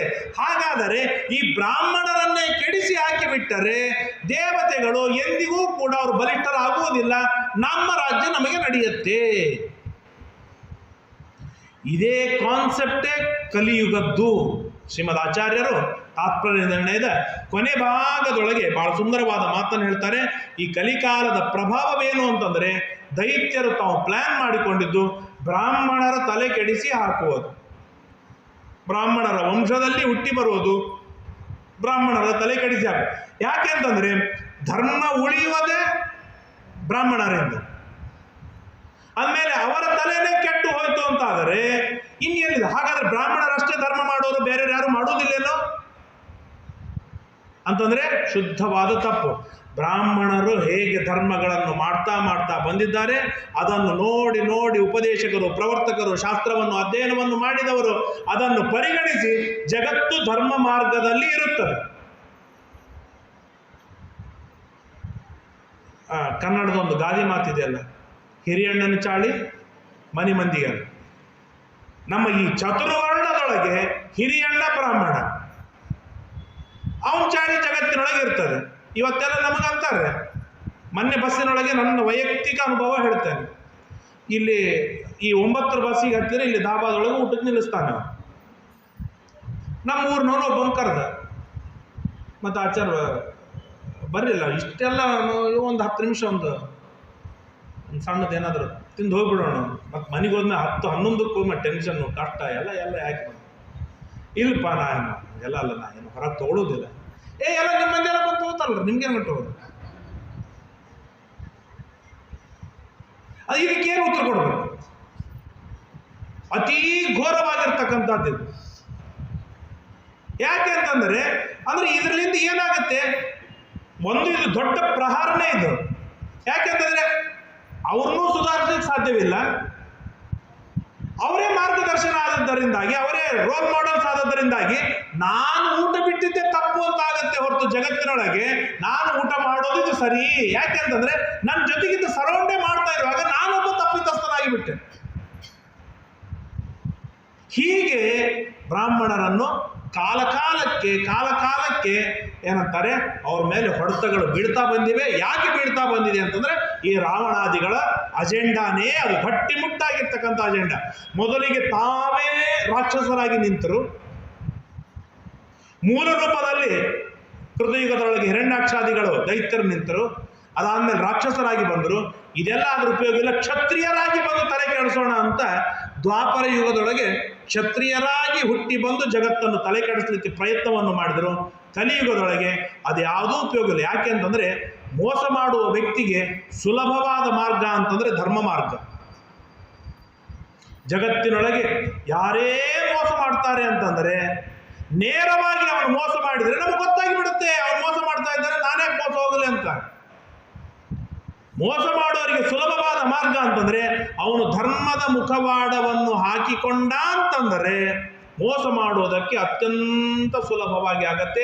ಇವತ್ತೇನು ಮತಾಂತರಗಳನ್ನು ಮಾಡುವ ಏನೆಲ್ಲ ಪಂಗಡಗಳಿವೆ, ಆ ಎಲ್ಲ ಪಂಗಡದವರು ನಮಗೆ ಮೋಸ ಮಾಡುವುದಕ್ಕೆ ಹೊತ್ತುಕೊಂಡ ಜವಾಬ್ದಾರಿ ಅಂತಂದ್ರೇನು, ಮೊದಲಿಗೆ ಅವರು ಧಾರ್ಮಿಕ ವೇಷವನ್ನು ಹಾಕಿ ಈ ಪುಸ್ತಕ ತೆಗೆದುಕೊಳ್ಳಿ ಅಂತ ಫ್ರೀ ಕೊಟ್ಟರು, ಈ ಔಷಧ ತೆಗೆದುಕೊಳ್ಳಿ ಅಂತ ಫ್ರೀ ಕೊಟ್ಟರು, ಎಷ್ಟು ಉಪಕಾರ ಮಾಡ್ತಾರಲ್ಲಪ್ಪ ಅಂತ ನಮ್ಗೆ ಅನಿಸ್ತು. ಹಾಗಾದ್ರೆ ನಮ್ಮ ಮತಕ್ಕೆ ಬನ್ನಿ ಅಂತ ಹೇಳುವುದಕ್ಕೆ ಸುಲಭವಾಯಿತು. ಇಷ್ಟೆಲ್ಲ ಸುಲಭವಾಗಿದೆ ಅಂದ್ರೆ ನಾನು ಯಾಕೆ ಹೋಗ್ಬಾರ್ದೆ ಅಂತ ವಿಚಾರವನ್ನು, ಈ ಎಲ್ಲ ಕಾನ್ಸೆಪ್ಟ್ಗಳು ಎಲ್ಲಿಂದ ಬಂದಿದ್ದು, ಎಲ್ಲಿಂದ ಹುಟ್ಟಿಕೊಂಡಿದ್ದು ಅಂತಂದ್ರೆ ಈ ರಾವಣಾದಿ ಮಹಾ ರಾಕ್ಷಸರಿಂದ ಹುಟ್ಟಿದ್ದು. ಅದಕ್ಕಾಗಿ ಈ ರಾಮಾಯಣಕ್ಕೆ ಅಷ್ಟು ಪ್ರಾಶಸ್ತ್ಯ. ಯಾಕೆಂತಂದ್ರೆ ಈ ರಾವಣಾದಿಗಳೇನೆ ಕಾಲಕಾಲಕ್ಕೆ ನಮ್ಮ ಮನಸ್ಸಿನಲ್ಲಿ ದೈತ್ಯರಲ್ಲಿ ನಿಂತು ಪ್ರೇರಣೆಯನ್ನು ಮಾಡಿ ನಮ್ಮ ತಲೆ ಕೆಡಿಸಬೇಕು. ಹಾಗಾದ್ರೆ ಈ ರಾವಣನನ್ನು ಸಂಹಾರವನ್ನು ಮಾಡಿದ್ದಾನೆ ಎನ್ನುವ ಚಿಂತನೆಯಿಂದಲೇ ಆ ಮನಸ್ಸಿನಲ್ಲಿ ಇರುವ ಅಥವಾ ನಮ್ಮ ಎದುರಿಗೆ ಬರುವ ಶತ್ರುಗಳನ್ನು ಮೆಟ್ಟುವುದಕ್ಕೆ, ಅವರನ್ನು ದೂರ ಸರಿಸುವುದಕ್ಕೆ ಉಪಾಯಗಳನ್ನು ದೇವರು ಬಹಳ ಸುಲಭದಿಂದ ನಮಗೆ ಒದಗಿಸಿಕೊಟ್ಟು ನಮ್ಮನ್ನು ರಕ್ಷಣೆಯನ್ನು ಮಾಡ್ತಾನೆ ಎಂಬುದಾಗಿ ನಾವು ಗಟ್ಟಿಯಾಗಿ ತಿಳಿದುಕೊಳ್ಳಬಹುದು. ಆಗ ಕೃತಾನಿ ತಾನಿ ತಸ್ಮಿನ್ ಹತೆ ತ್ರಿಜಗತಾಂ ಪರಮ ಪ್ರತೀಪೆ ಬ್ರಹ್ಮ ಶಿವೇನ ಸಹಿತ ಸಹ ಲೋಕಪಾಲಯೇ. ಆ ಬ್ರಹ್ಮಾದಿ ದೇವತೆಗಳಿಗೆ ಆನಂದವೋ ಆನಂದ. ಬ್ರಹ್ಮಾದಿ ದೇವತೆಗಳು ಸ್ವಯಂ ಬಂದು ಪುಷ್ಪವೃಷ್ಟಿಯನ್ನು ಮಾಡ್ತಾ ಇದ್ದಾರೆ. ಅಭ್ಯೇತ್ಯ ಪಾದ ಯುಗಲಂ ಜಗದೇಕ ಭರ್ತು ರಾಮಸ್ಯ ಭಕ್ತಿ ಭರಿತ ಶಿರಸಾನ ರಾಮ. ಸ್ವಯಂ ಬ್ರಹ್ಮದೇವರು ಬಂದು ಭಕ್ತಿ ಭರಿತ, ಆ ಭಕ್ತಿಯಿಂದ ಉಕ್ಕಿ ಹರಿತಾ ಇದೆ. ಭಾಗವತದಲ್ಲಿ ಹೇಳ್ತಾರೆ, ಹಸತ್ಯಥೋ ರೋದಿತಿ ರೌತಿ ಉನ್ಮಾದವನ್ ನೃತ್ಯತಿ ಲೋಕಬಾಹ್ಯ. ಸುಮ್ಮ ಕೂತಿರ್ತಾನೆ, ನಗತಾನೆ ನಗತಾನೆ, ದೇವರ ಗುಣಗಳ ಸ್ಮರಣೆ ಬಂದಾಗ ನಗತಾನೆ ಆನಂದ ಪಡ್ತಾನೆ. ದೇವರ ಉಪಕಾರಗಳನ್ನು ನೆನೆಸಿಕೊಂಡಾಗ ಇಷ್ಟು ಪಾಪಗಳನ್ನು ಮಾಡಿದ್ರು ದೇವರು ನನ್ನನ್ನು ಕಾಲಕಾಲಕ್ಕೆ ರಕ್ಷಣೆಯನ್ನು ಮಾಡಿದ್ದಾರಲ್ಲ, ಎಂಥ ಕರುಣೆಯೋ ಅಂತೇಳಿ ಅಳುತ್ತಾನೆ, ಕಣ್ಣೀರು ಸುರಿಸ್ತಾನೆ, ಬಿಕ್ಕಿ ಅಳುತ್ತಾನೆ. ಉನ್ಮಾದವನ್ ನೃತ್ಯತಿ. ಕುಡುವ ವ್ಯಕ್ತಿ ಹೇಗೆ ಮೈ ಮೇಲೆ ಎಚ್ಚರಿಲ್ಲದೆ ನರ್ತನವನ್ನು ಮಾಡಬೇಕು, ಹಾಗೆ ಭಕ್ತ ಯಾವುದರ ಕಡೆಗೆ ಗಮನವಿಲ್ಲದೇನೆ ಚೆನ್ನಾಗಿ ನರ್ತನೆಯನ್ನು ಮಾಡ್ತಾನೆ. ಯಾಕೆ? ಅವನು ಲೋಕಬಾಹ್ಯ. ನಾ ನಕ್ರೆ ಯಾರು ಏನು ಅನ್ಕೋತಾರೆ, ನಾ ಕಣ್ಣೀರಿಟ್ರೆ ಯಾರು ಏನು ತಿಳ್ಕೊತಾರೆ, ನಾನು ಕುಣಿದ್ರೆ ಯಾರು ಏನು ಅನ್ಕೊಂಡಾರು, ಈ ಯಾವುದರ ಕಡೆಗೂ ಲಕ್ಷ್ಯವಿರೋದಿಲ್ಲ. ಯಾಕೆ? ಆ ವ್ಯಕ್ತಿ ಈ ಲೋಕದೊಳಗೆ ಇರೋದಿಲ್ಲ, ಅವನು ಲೋಕಬಾಹ್ಯನಾಗಿರ್ತಾನೆ. ಹಾಗೆ 14 ಲೋಕದ ಒಡೆಯರಾಗಿರ್ತಕ್ಕಂಥ ಸ್ವಯಂ ಬ್ರಹ್ಮದೇವರು ಕೆಲವೊಮ್ಮೆ ಏನಾಗತ್ತೆ, ಆ ಸ್ಥಾನ ಬಹಳ ಸಮಸ್ಯೆ ಮಾಡಿಬಿಡುತ್ತೆ. ಸ್ಥಾನದಲ್ಲಿ ಇರ್ತಾನೆ, ಎದುರಿಗೆ ಆಚಾರ ಬಂದಾರೆ, ಎದ್ದು ನಮಸ್ಕಾರ ಮಾಡೋ ಹಾಗಿಲ್ಲ, ಬಿಡ್ಲಿಕ್ಕೆ ಮನಸ್ಸು ಬರೋದಿಲ್ಲ, ಭಾರಿ ಸಮಸ್ಯೆ ಆಗಿಬಿಡುತ್ತೆ. ಹಾಗೆ ಬ್ರಹ್ಮದೇವರು 14 ಲೋಕಕ್ಕೆ ಒಡೆಯರಾದ ಬ್ರಹ್ಮದೇವರು, ಎದುರಿಗೆ ರಾಮ ಇದ್ದಾನೆ, ಜೊತೆಗೆ 100 ಲಕ್ಷಾವಧಿ ಕಪಿಗಳಿದ್ದಾರೆ. ಇವರೆಲ್ಲರ ಮುಂದೆ ನಮಸ್ಕಾರ, ಅದ್ಯಾವುದೂ ತಲೆ ಕೆಡಿಸಿಕೊಳ್ಳಿಲ್ಲ. ಈ ರಾಮನ ಉಪಕಾರನೇ ಬಹಳ ಅದ್ಭುತ. ನಾನು ವರ ಕೊಟ್ಟ ಮೇಲೆ ಆ ವರ ಮೀರೋರು ಯಾರಿಲ್ಲ, ಅಂಥದ್ರೊಳಗೆ ರಾಮ ಅಂತ ನನ್ನ ವರದಿಂದ ಧೃತನಾದ ಈ ರಾವಣನನ್ನು ತೆಗೆದುಹಾಕಿದ್ದಾನೆ, ಸಂಹಾರವನ್ನು ಮಾಡಿದ್ದಾರೆ ಅಂದಮೇಲೆ ನಿನ್ನ ಶಕ್ತಿ ಎಷ್ಟು ಅದ್ಭುತನೋ ಅಂತ ಹೇಳಿ ಬ್ರಹ್ಮದೇವರ ಕಾಲಿಗೆ ಎರೆದು ಗಟ್ಟಿಯಾಗಿ ಕಾಲು ಹಿಡಿದು ಕಾಲನ್ನು ಎತ್ತಿಕೊಂಡು ತಲೆ ಮೇಲೆ ಇಟ್ಟುಕೊಂಡು ನಮಸ್ಕಾರವನ್ನು ಮಾಡಿ ಪ್ರಾರ್ಥನೆಯನ್ನು ಮಾಡ್ತಾರೆ. ಜಿತಂ ಜಿತಂತೆ ಜಿತ ಲೋಕ ಭಾವನ ಪ್ರಪನ್ನ ಪಾಲಾಯ ನತಾಸ್ಮತೆ ವಯಂ. ಹೇ ಅಜಿತ, ಎಂದಿಗೂ ಸೋಲಿಲ್ಲದೆ ಇರುವ ಅಜಿತನಾಮಕ ಹೇ ಭಗವನ್, ಜಿತಂ ನಿನಗೆ ಜಯವಾಗಲಿ. ಲೋಕಭಾವನ, ಸಮಗ್ರವಾದ ಲೋಕವನ್ನು ಸೃಷ್ಟಿ ಮಾಡುವ, ಲೋಕವನ್ನು ರಕ್ಷಣೆಯನ್ನು ಮಾಡುವ, ಲೋಕಕ್ಕೆ ಆನಂದವನ್ನು ಉಂಟು ಮಾಡುವ ಮಾಡುವ ಪ್ರಪನ್ನ ಪಾಲಾಯ, ಯಾರು ನಿನ್ನ ಕಾಲಿಗೆ ಶರಣು ಬಂದಿದ್ದಾರೆ ಅವರನ್ನು ಚೆನ್ನಾಗಿ ರಕ್ಷಣೆಯನ್ನು ಮಾಡುವಂತಹ ಹೇ ಭಗವನ್, ನಿನ್ನ ಅಡೆದಾವರೆಗಳಲ್ಲಿ ನನ್ನ ಅನಂತ ಪ್ರಣಾಮಗಳು ಎಂಬುದಾಗಿ ಬ್ರಹ್ಮದೇವರು ಸ್ತೋತ್ರವನ್ನು ಪ್ರಾರಂಭವನ್ನು ಮಾಡಿದ್ದಾರೆ. ಅವರ ಸ್ತೋತ್ರ ಇನ್ನೂ ಅದ್ಭುತವಾಗಿರ್ತಕ್ಕಂಥ ಸ್ತೋತ್ರವಿದೆ. ಸ್ತೋತ್ರ ಹಾಗೂ ಮುಂದಿನ ಎಲ್ಲ ಕಥೆಗಳನ್ನು ಕೂಡ ನಾಳೆಯ ದಿನ ಕೇಳುವ ತಿಳಿಯುವ ಪುಟ್ಟ ಪ್ರಯತ್ನವನ್ನು ಮಾಡೋಣ ಎಂಬುದಾಗಿ ತಿಳಿಸ್ತಾ, ನಾಳೆ ಮತ್ತು ನಾಡದ್ದು 2 ದಿನ ರಾಮದೇವರ ದಿವ್ಯವಾಗಿರ್ತಕ್ಕಂಥ ಪಟ್ಟಾಭಿಷೇಕದ ಕಾರ್ಯಕ್ರಮವಿರುತ್ತದೆ. ಆ ಕಾರ್ಯಕ್ರಮದಲ್ಲಿ ವಿಶೇಷ ರೀತಿಯಿಂದ ಭಾಗವಹಿಸೋಣ. ಆ ಬ್ರಹ್ಮದೇವರು ಎಷ್ಟು ದಿವ್ಯವಾಗಿ ರಾಮದೇವರ ಸ್ತೋತ್ರವನ್ನು ಮಾಡ್ತಾರೆ, ಆ ಸೀತೆಯನ್ನು ರಾಮ ಎಷ್ಟು ಚೆನ್ನಾಗಿ ಸ್ವೀಕಾರವನ್ನು ಮಾಡ್ತಾನೆ. ಪಟ್ಟಾಭಿಷೇಕವಾದ ಮೇಲೆ ರಾಮನಲ್ಲಿ ಏನೆಲ್ಲ ಗುಣಗಳಿತ್ತು ಲೀಸ್ಟ್ ಮಾಡಿ ರಾಮಾಯಣ ಹೇಳುತ್ತೆ ಅತ್ಯದ್ಭುತವಾದ ಗುಣಗಳು. ಯಾವ ಗುಣವೂ ಕೂಡ ಮನುಷ್ಯರ ಮೇಲೆ ಹಾರಿ ಹೋಗುವಂಥ ಗುಣಗಳಿಲ್ಲ. ಭಾರಿ ವಿಚಿತ್ರವಾಗಿ ಮಹಾಭಾರತ ಭಾಗವತದೊಳಗೆ ಕೃಷ್ಣನಲ್ಲಿ ಹೇಳಲ್ಪಟ್ಟಂತಹ ಗುಣಗಳೇನಿವೆ ನಮಗೆ ರೂಢಿಸಿಕೊಳ್ಳುವುದಕ್ಕೆ ಸ್ವಲ್ಪ ಕಷ್ಟ, ತುಂಬ ಕಷ್ಟ. ಯಾಕೆ ಅಷ್ಟು ದೊಡ್ಡದಾದ ಅಗಾಧವಾದ ಗುಣಗಳನ್ನು ಹೇಳಿಬಿಟ್ಟಿದ್ದಾರೆ. ವಾಲ್ಮೀಕಿ ಋಷಿಗಳು ರಾಮಾಯಣದೊಳಗೆ ಏನು ಮಾಡಿದ್ದಾರೆ ಅಂತಂದರೆ, ಸಾಮಾನ್ಯ ವರ್ಗದ ನಾವೆಲ್ಲರೂ ಏನು ಗುಣಗಳನ್ನು ರೂಢಿಸಿಕೊಳ್ಳಲಿಕ್ಕೆ ಸಾಧ್ಯವಿದೆ ಆ ಎಲ್ಲ ಗುಣಗಳನ್ನು ಲೀಸ್ಟ್ ಔಟ್ ಮಾಡಿಕೊಡ್ತಾರೆ. ರಾಮ ಇಷ್ಟೆಲ್ಲ ಗುಣವಂತನಾದದ್ದರಿಂದಾಗಿ ರಾಮರಾಜ್ಯ ಹೇಗೆ ಸ್ಥಾಪನೆಯನ್ನು ಮಾಡಿದ ಎಂಬುದಾಗಿ ತಿಳಿಸಿಕೊಡ್ತಾರೆ. ಆ ರಾಮರಾಜ್ಯದ ಸ್ಥಾಪನೆ, ರಾಮನಲ್ಲಿರುವ ಗುಣವಂತಿಕೆ ನಾಳೆ ಮತ್ತು ನಾಡದ್ದು ಕೇಳುವ ತಿಳಿಯುವ ಪ್ರಯತ್ನವನ್ನು ಮಾಡೋಣ ಎಂಬುದಾಗಿ ತಮ್ಮೆಲ್ಲರಲ್ಲಿ ತಿಳಿಸ್ತಾ ಇವತ್ತಿನ 4 ಮಾತುಗಳನ್ನು ಮುಕ್ತಾಯ ಮಾಡ್ತೇನೆ. ಶ್ರೀಕೃಷ್ಣಾರ್ಪಣಮಸ್ತು. ಯಸ್ಸರ್ವಗುಣ ಸಂಪೂರ್ಣ ಸರ್ವದೋಷ ವಿವರ್ಜಿತ ಪ್ರಿಯತಾಂ ಪ್ರೀತಯೇ ಬಾಲಂ ವಿಷ್ಣುರ್ಮೇ ಪರಮಸ್ಸರತ ಅನೇನ ಭಾವಿ ಯತ್ಪುಣ್ಯಂ ತದಾಪ್ನೋತು ಗುರುನ್ಮಮ. ಶ್ರೀಕೃಷ್ಣಾರ್ಪಣಮಸ್ತು. ಶ್ರೀರಾಮ ರಾಮ ರಾಮೇತಿ ಹೇಳಿ, ರಮೇ ರಾಮೇ ಮನೋರಮೆ ಸಹಸ್ರನಾಮ ತತ್ತುಲ್ಯಂ ರಾಮನಾಮ ವರಾನನೆ. ಜೈ ಶ್ರೀರಾಮ್, ಜೈ ಶ್ರೀರಾಮ್.